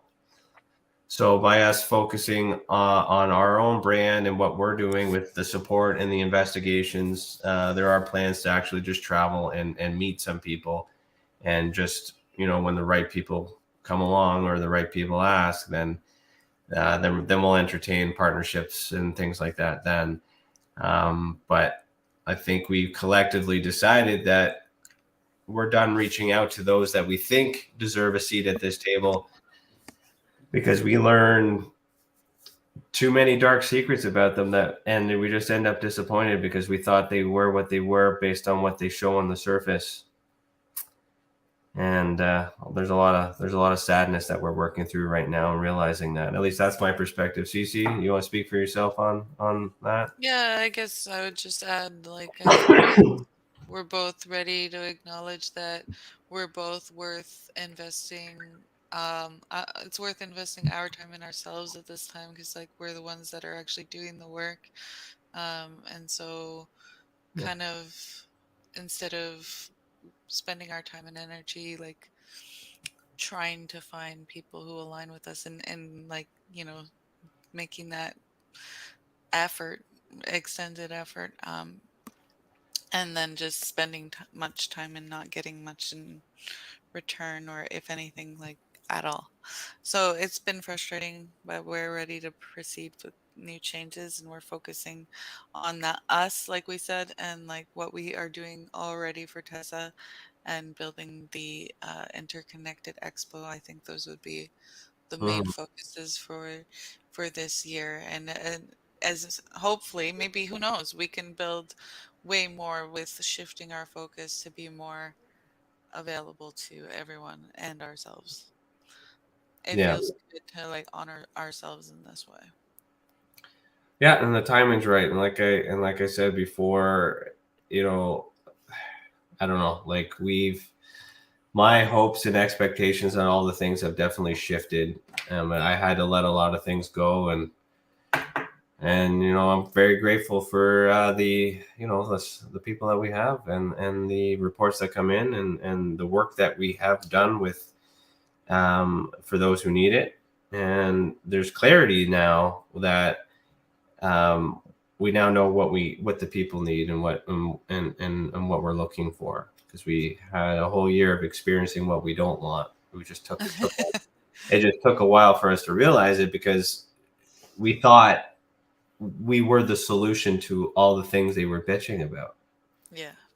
And when we give them a solution and an opportunity to expand, or to even sell their product on a higher to a different audience,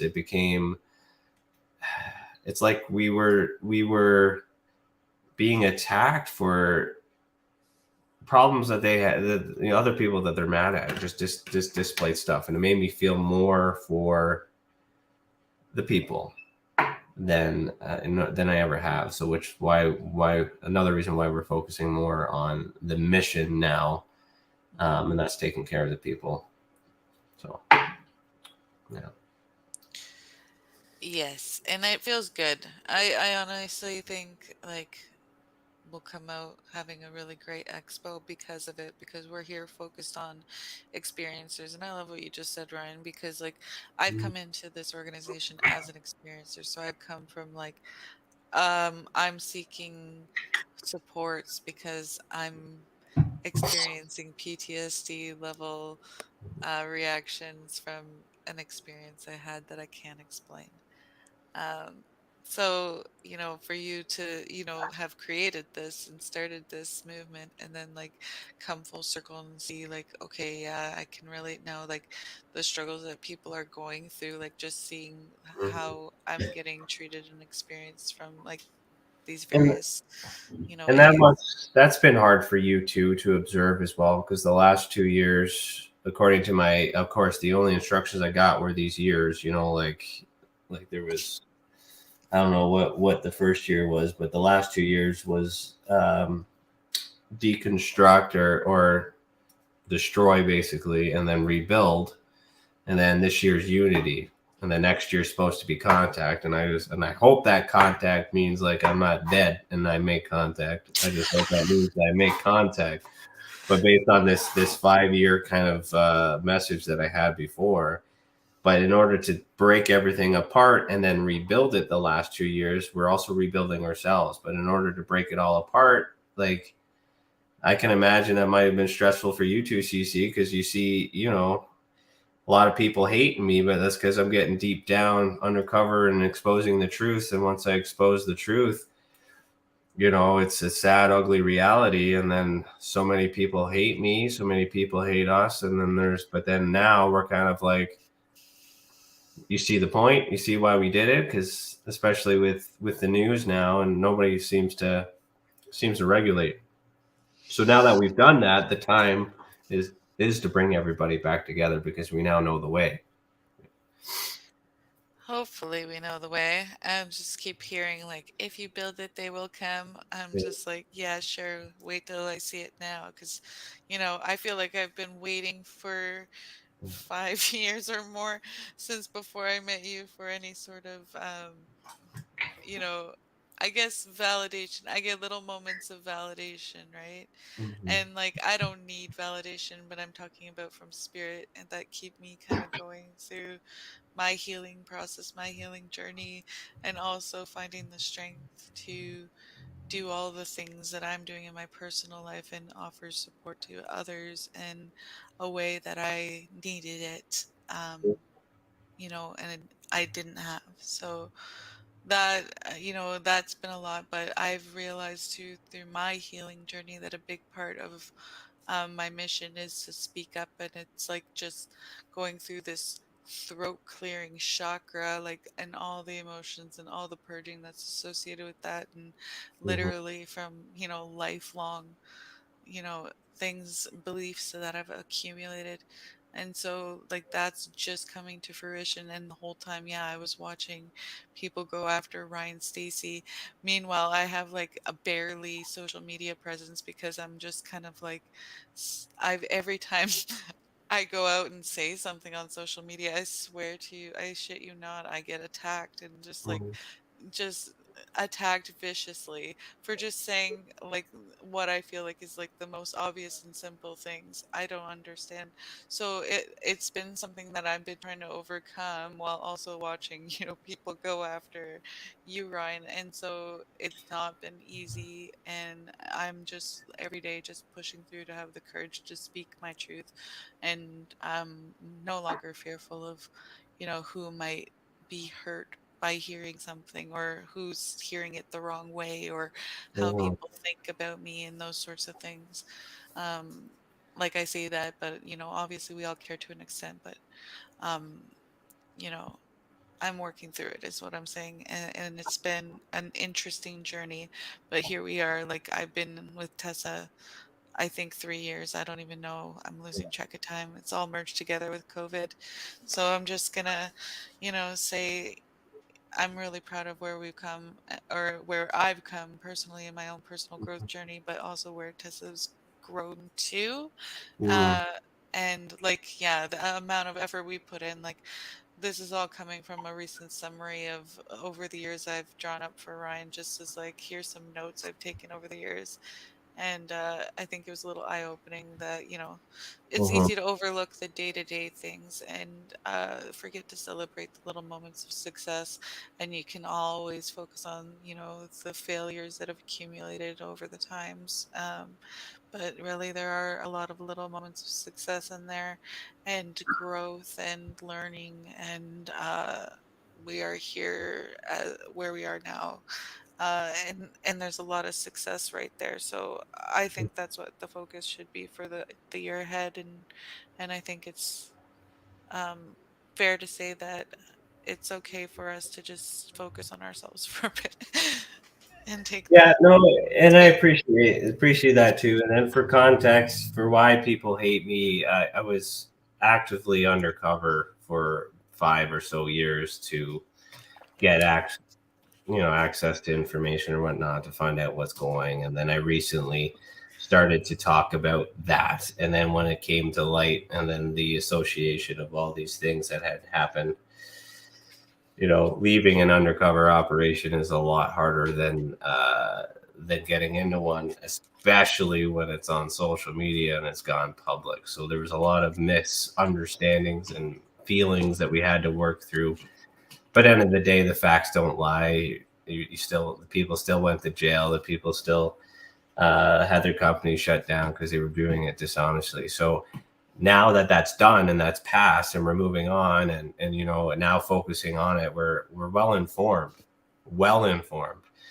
of what we don't want. The challenge is we don't know where we're heading, I guess, but it can only be better. It can only be positive. So anyone who It's emails the fool's journey now, off yeah. into the unknown, and we're gonna have a great time doing it, because I honestly think that's when magic happens. You just open yourself up to receive, and like if someone's there, I think we'll know when it's the right time and that sort of thing. Other thing too, to give Peter context on interconnected. So we're Oh yeah. we're here in Ontario, Canada. So Alien Cosmic Expo was a 4-year run expo that was here in Ontario. So that's stopped, and we're going to rebrand it and start it again here in Ontario for a Canadian event. So I don't know if you ever fly up this way, but Well, we will as soon as some, what do you call it, mandates have been rescinded. oh yeah. I forgot there's still that problem. Yeah. I didn't realize that was still a problem. I think that's more. I think I don't know. We don't need to get into that. It's complicated. It's not the It same. is complicated. But yeah, we gotcha. Um, and the whole take home of our idea with the event, and I know you've been to events too, and with vendors and stuff like that as well. But we're trying to create experiences so that way the experiencer can interact with energies or any of these stuff, so they can actually feel it and experience it. So based on your model and the way that you're projecting the service, it fits in that alley, because people will get the opportunity to feel something, and people don't change unless they feel different, so we'll cross that bridge once we actually get it launched and figured out, because it's been a while since I've run a conference. The world has changed. Conferences are going to be different. Oh, big time. Yeah. So if we get it off this year, I'd be happy. If not, it'll be definitely next year. It has to be. Yeah. Definitely let us know. We've been talking about this, and this was part of the thing. Like, COVID happened. That was the first roadblocker. And then, obviously 2 years rolled by and we're like, okay, we're ready. And then, we try and get certain folks, people seem interested. It's I don't know. It's interested and disinterested at the same time. It's like, yes. And I was just talking about this with my husband, and he says, we have people who are with our business, we're in, we'll do these things, but then they genuinely don't put in the action or any effort on their end. And it's like, well, then why are you committing yourself to something that you probably won't do? And it's like a trend I'm seeing amongst people. And so I'm trying not to be pessimistic of humanity. It's because they don't know what they want and they don't know what they need out there. I mean, that's just it. We can get into a whole sales and marketing conversation if you would like, but I think that will kill the buzz, and that might also contradict all this love that we've been putting out right now. So let's just there's a reason for that. I felt what I did. How about that? Yeah. Okay. Exactly. So Peter, final words, final thoughts, anything you want to share, add, and thank you for joining the super chat, this after chat. You're welcome.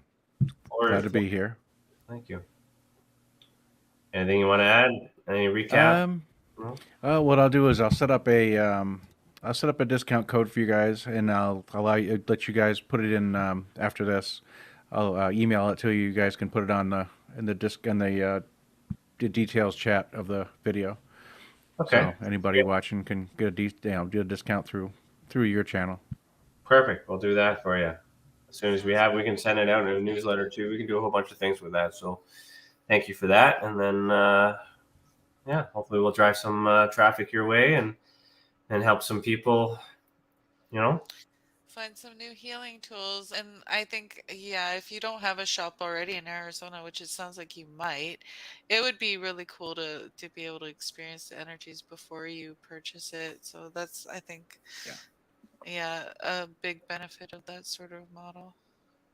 Yeah, no, we don't have a storefront yet. We're working on it. Okay. We are working on it. Cool. Everything happens when it's supposed to happen. Absolutely. And best of luck, Peter. And please extend a great hello from us to Vivian. I will. Absolutely. All right. Thank you. All right, ladies and gentlemen, thanks for watching. Keep your eyes in the sky. Heed the world. Heed the world. I'll see you next Thursday. I don't know if I'm going to get in trouble for saying that. All right. If you want to really, really find out about Ryan, ask him about all his work and UFOs in Ontario. Ryan is one of Canada's leading new UFO investigators. He conducts and oversees UFO investigations on a constant basis. He's compiled a tremendous amount of data regarding UFOs in Canada. I have used his research extensively. He's much more than a one-dimensional character. He's an authority on UFOs and investigating them, Meg. Wow! Really goes over how UFO investigations are done and what are some of the mistakes that people make when they submit evidence. For starters, don't edit your videos or photos before you send them. He would come out with an annual report on not only the number of sightings, but how many were unexplained, unknown, or just, nothing could be said.